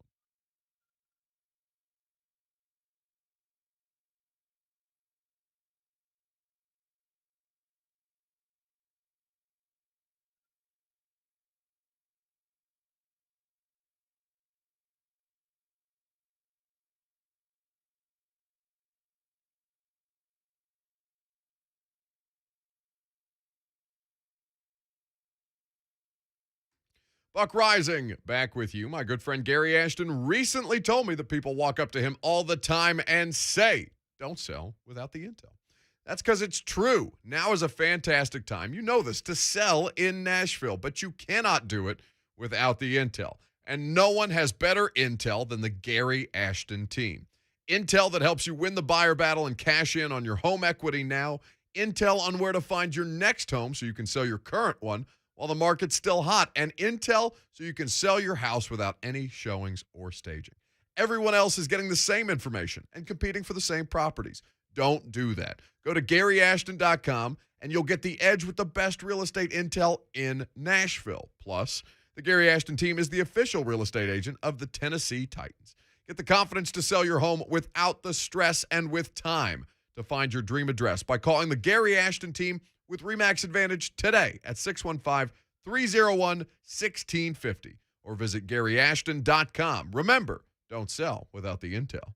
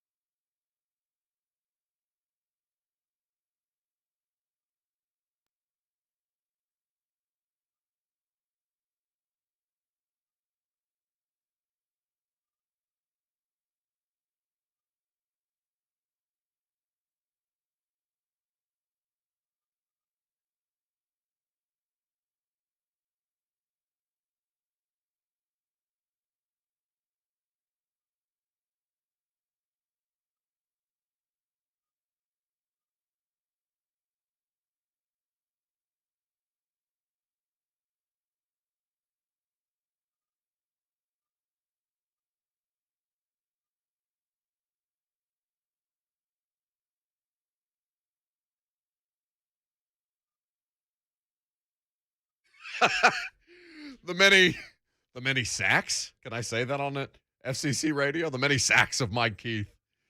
4 for the Tennessee Titans against the New Orleans Saints.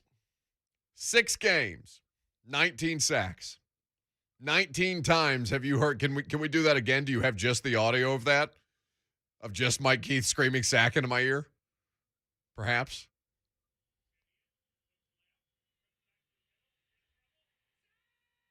Sack! Sack! Sack! What do you think happened on the second one? Just do that again. I want to hear what happened. I want to hear the second Simeon one. looks left, comes back to the middle, in trouble. Sack! Sack! Sack! Sack! He sounds like he stubs his toe in the middle of the All second 4 one. of them. It's so good. God, I love Mike Keith. We haven't had Mike on the show in a while. Can we get Mike Keith on this week? Please and thank you. Unbelievable. It's fun. It's funny every time. The best part of the Mike Keith famous sack call is when we're on the road, because I don't know why every visiting team's radio booth is set up so close to the press box, but it is every time. And every time when the Titans get a sack, and they've been doing that a lot lately, you can hear Mike Keith from the press box, and the entire, whether it's the Jags or the Seahawks or the Jets media, just looking to their left and being like, what the hell is that? What is happening down the hall? And it's just Mike losing his mind because the Titans have more sacks in 6 games, or as many sacks in 6 games. If Chris Jackson hadn't gotten a holding call on himself in yesterday's game, they would have had 5, which would have tied a season high, and in 6 games would have given them more sacks than they had in all of 2020. But Harold Landry's second sack was wiped off the board because of that defensive holding. So, 19 sacks in 6 games, 19 sacks all of the 2020 season. Titans are working people up front at this point. Now, it's pretty interesting. And again, there was no real update on Bud Dupree at this point. Mike Vrabel said they're still evaluating. But that kind of boils down to what we were asking Jeffrey Simmons about last night in our post-game press conference with him.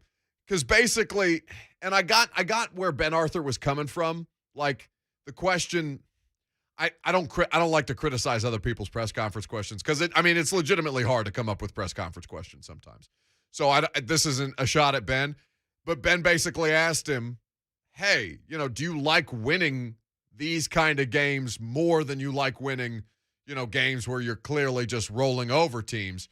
Of Big Jeff last night, where it's gritty and you're gutting it out and it's a slog in the second half and it comes down to the wire, and it's basically the difference in the 4th overtime game of the season and just an outright win is a 2-point conversion in the final moments. And Big Jeff's response, I think, last night to Ben Arthur's question about how Big Jeff would prefer to win, I thought was pretty telling.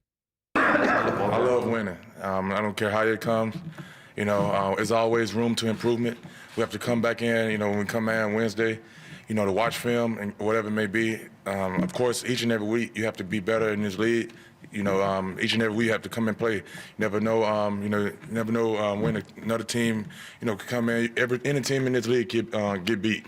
So I love winning this league. I learned since I've been in the league, it's hard to win this league. So, we're going to enjoy this win. We always like tough games. We don't, sometimes, it might not be as tough as it was today, but, as long as we got the dub, I'm satisfied. So if Big Jeff's happy, everybody's happy. And Big Jeff was eating yesterday. This man has 7.5 sacks on the season. Remember when Mina Kimes was on the show on Thursday? In fact, Lucas, I hate to put you on the spot, but can we, and I tweeted it out yesterday, so I hope it won't be too hard for you to find. Can we find that clip of Mina telling us why Jeffrey Simmons' X-Men comp is Wolverine? Because Mina said something in the middle of her analysis that I thought was super telling about what Jeffrey Simmons is doing comparatively next to the rest of his interior defensive lineman peers. Jeff has 7.5 sacks this season. He has been an utter force in the middle of that defense. And you'll notice that our buddy Kenston in Memphis, who I'm just going to say is a coward at this point for just disrespecting the name of Jeffrey Simmons and the lack of impact that Kenston believed him to be having in games. What is he doing now, Kenston? Well, according to Mina Kimes, and this was before he had 2 more sacks on Sunday, this man should be a Defensive Player of the Year candidate. I think Wolverine is the right one. Coming back from injuries that way and then just kind of just being such a weapon on the front. He is unbelievable. And in the conversation, my colleagues at NFL Live, Ryan Clark and Dan Orlowski, broke down the Byard pick and talked about him being a Defensive Player of the Year candidate. I think Simmons has to be in the mix as well. I don't think he will win it, to be clear. Sure. But the way that those pass rushers all work together is what makes this team so good. And again, I did not see that coming at all. I've always been a Ryan Tannehill enthusiast. I thought even with Derrick Henry going down, I expected still to see good things from the offense. I did not expect this defensive line to be so good. Stafford looking, under pressure, hit, sacked! He's got a lot of more! He's got a lot of something. There's a lot of Big Jeff in opposing teams' backfields at this point. And what's crazy is, Jeff has been consistent. He's not been totally right, though. He's been dealing with some ankle stuff, and he came off limping yesterday. Jeff Simmons is playing hurt right now, and the Titans are better for it. 615-737-1045 is how you jump in on the conversation. We're reacting to what Mike Vrabel's press conference just bore out, and we'll give you some interesting sound from Mike momentarily, but let's go to Wayne in Brentwood up next on 104.5 The Zone. Thank you. The similarity between the Braves being restructured their entire outfield by a general manager and the way the Braves the way the Titans have had to restructure their roster is eerie. Yeah. Both may lead to championships. I'd just like to hang up and hear you comment. No, I appreciate the call, Wayne. Listen, I thought that Alex Anthopoulos, the Braves general manager, I thought he was the most interesting storyline. I mean, Freddie Freeman is great, and the players that they acquired at the deadline that ended up making impact plays throughout the course of the postseason and ultimately leading up to the Braves World Series. I mean, not even, 2 weeks ago? Feels like that was a lot longer ago. But yeah, I think that John Robinson gets dragged for every Isaiah Wilson, and listen, those are bad misses, and the Caleb Farley thing is TBD at this point, to be determined. We'll find out. I mean, what his draft record is in the last couple of seasons has not been ideal.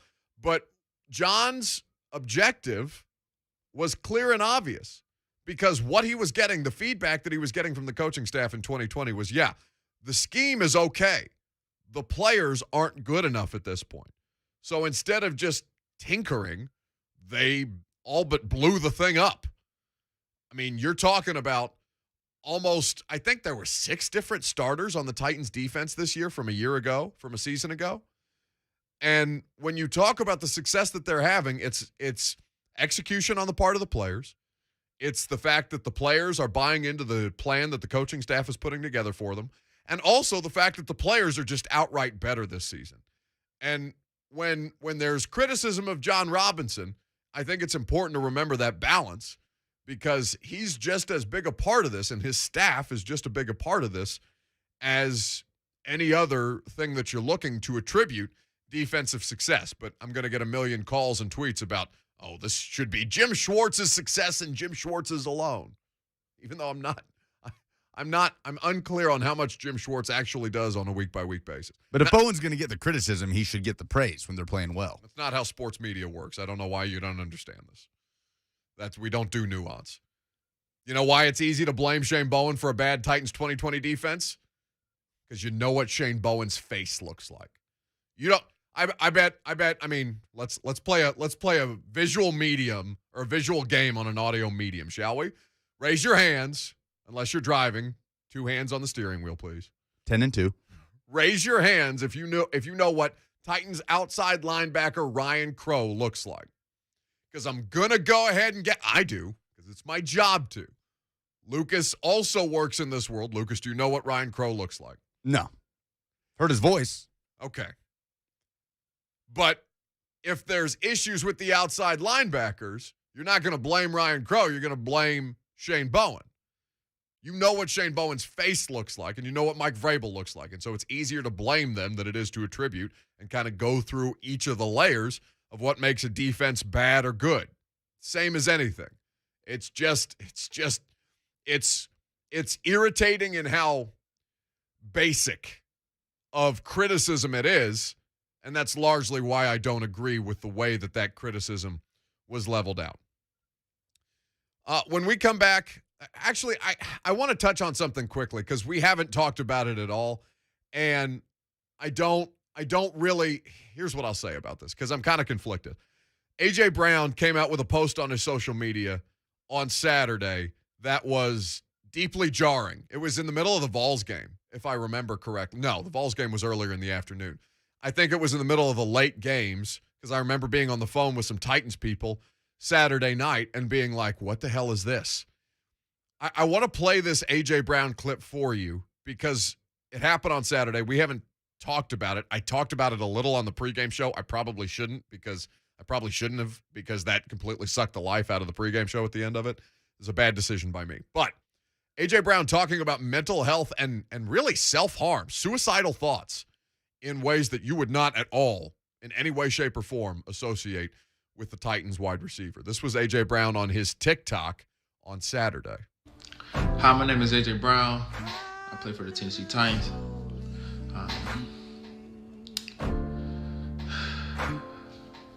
Kind of even nervous even be saying this, but a year ago from today, I thought about taking my own life. I had no more hope for better days, and everything was just going wrong for me.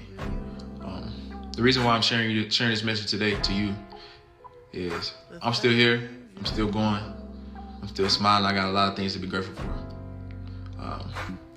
I just want to encourage everyone to protect your mental. Talk to someone, get things off your chest, do things that make you happy. It's so important. I didn't think depression was real until it happened to me. But now I know it's really real. Guys, just talk to someone, get things off your chest, and take depression serious. That was dropped in everybody's laps on Saturday night. And, I'm not going to say that A.J. Brown, what happened on Sunday in the game where he's got one catch for 16 yards and he struggled with drops the last couple of weeks. I don't know how to do the analysis that way with how much of what's happening with A.J. Brown's mental is factoring in on the field. I'm not smart enough, nor am I qualified enough to be able to make that kind of assessment. All I know is that, as Mike Vrabel said, you appreciate the fact that he got out there with it because that's a really, really difficult thing to say out loud when you know there's going to be literally millions of people that are going to see that video. And, it could potentially save somebody. So I don't know what else to tell you about it other than it's a situation to monitor with AJ and that we're certainly grateful that he's in a better mental space right now. And hopefully he continues to stay that way and gets the necessary help. I know that the Titans have psychiatrists on staff. I don't know how much of that. I don't know how much NFL teams are physically equipped to handle these kinds of situations. It's what scared me a lot about the Isaiah Wilson situation. I just don't know if you've got the infrastructure on a professional sports team to deal with stuff like that. But again, all that matters is that he's okay. And when we come back, we'll try and cheer up the proceedings a little bit, and we'll do some polls.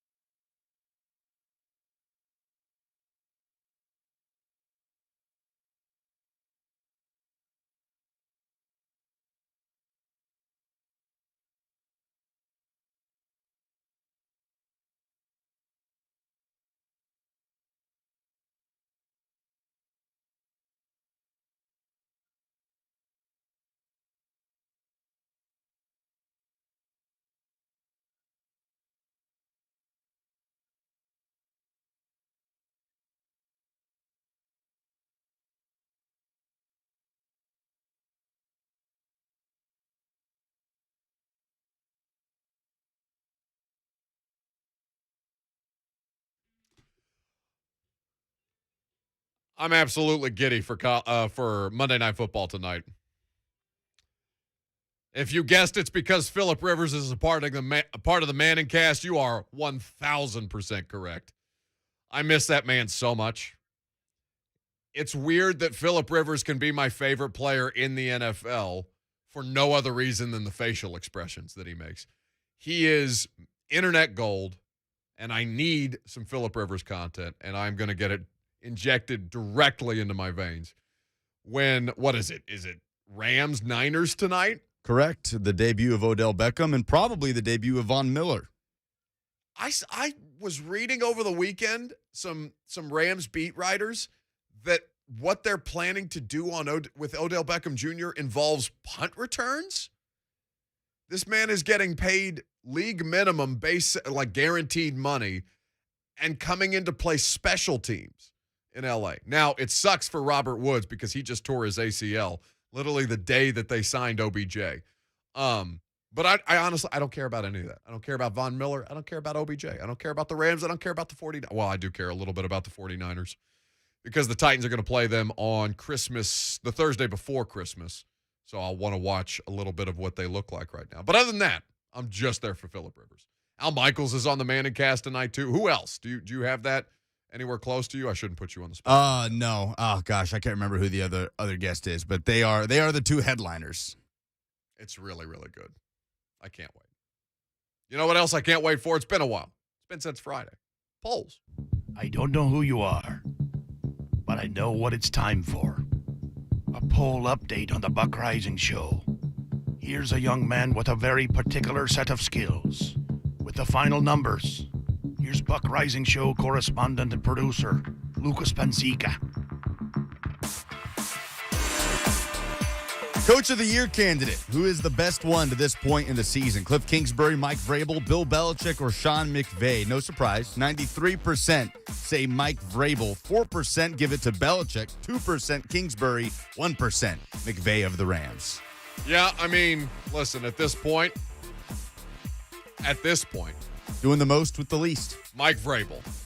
82 different players have played in a game for me. For me. I don't know why I said that. For Mike. Homer. So far. Well, no. I misspoke. The music, you know what's confusing to me? The music is disorienting. And I'm getting texts for some reason. Joe Rexroad just texted me in all caps. It just says Draymond. I don't know what's happening. Oh, Draymond, he's the third guest on the Manning cast. That's what it was. Oh. Draymond Green. Hey, thanks, Rex. That's why I said me, because Joe Rexroad just texted me, and I'm disoriented by the club music. Thank you for turning it down. Mike Vrabel doing the most with the least right now. 84 players is the record, as you heard during his press conference, that have played in a NFL game for a team in one season. Through now 10 weeks, Mike Vrabel is 2 away from tying the record. I think it's a safe bet to bet the over on that. Can the Titans keep winning with under 300 yards of offense? 53% say yes. 47% don't think so. I mean, if the defense keeps playing this way, then I think they're in good shape. But like what we're not talking about and what we'll talk about with Greg Cosell and with Coach Mack and all of our other great NFL analysts that join us throughout the course of the week is that pass rush faded pretty quickly in the second half. And the Saints offensive line is good. But if there is a drop-off with the defense, I don't know if what the offense right now is doing is sustainable. What is the biggest AFC threat, or who is the biggest AFC threat to the Titans this week? Bills, Ravens, Patriots, or Chiefs? 35% are saying the Patriots. That's the majority. 31% Bills, 18% Chiefs, only 16% Ravens. They're 6-4 right now. The Patriots will find out Thanksgiving weekend when the Titans travel to New England. Statement win yesterday, 45-7 over Cleveland. Statement game. Was Hendon Hooker that bad on Saturday, or is Georgia's defense just that good? 82% say it's the UGA defense. Probably a bit of a combination of both. He had his worst performance probably because of that UGA defense. Austin Burlage was right. He was shook after the interception, and Georgia just stays that good. Those the polls? Those are the polls. All right, very good. It's a fun show. If you missed any of it, check out the podcast in your favorite podcast app. Back at it tomorrow, 10 a.m. But in the meantime, you got Blaine and Mickey.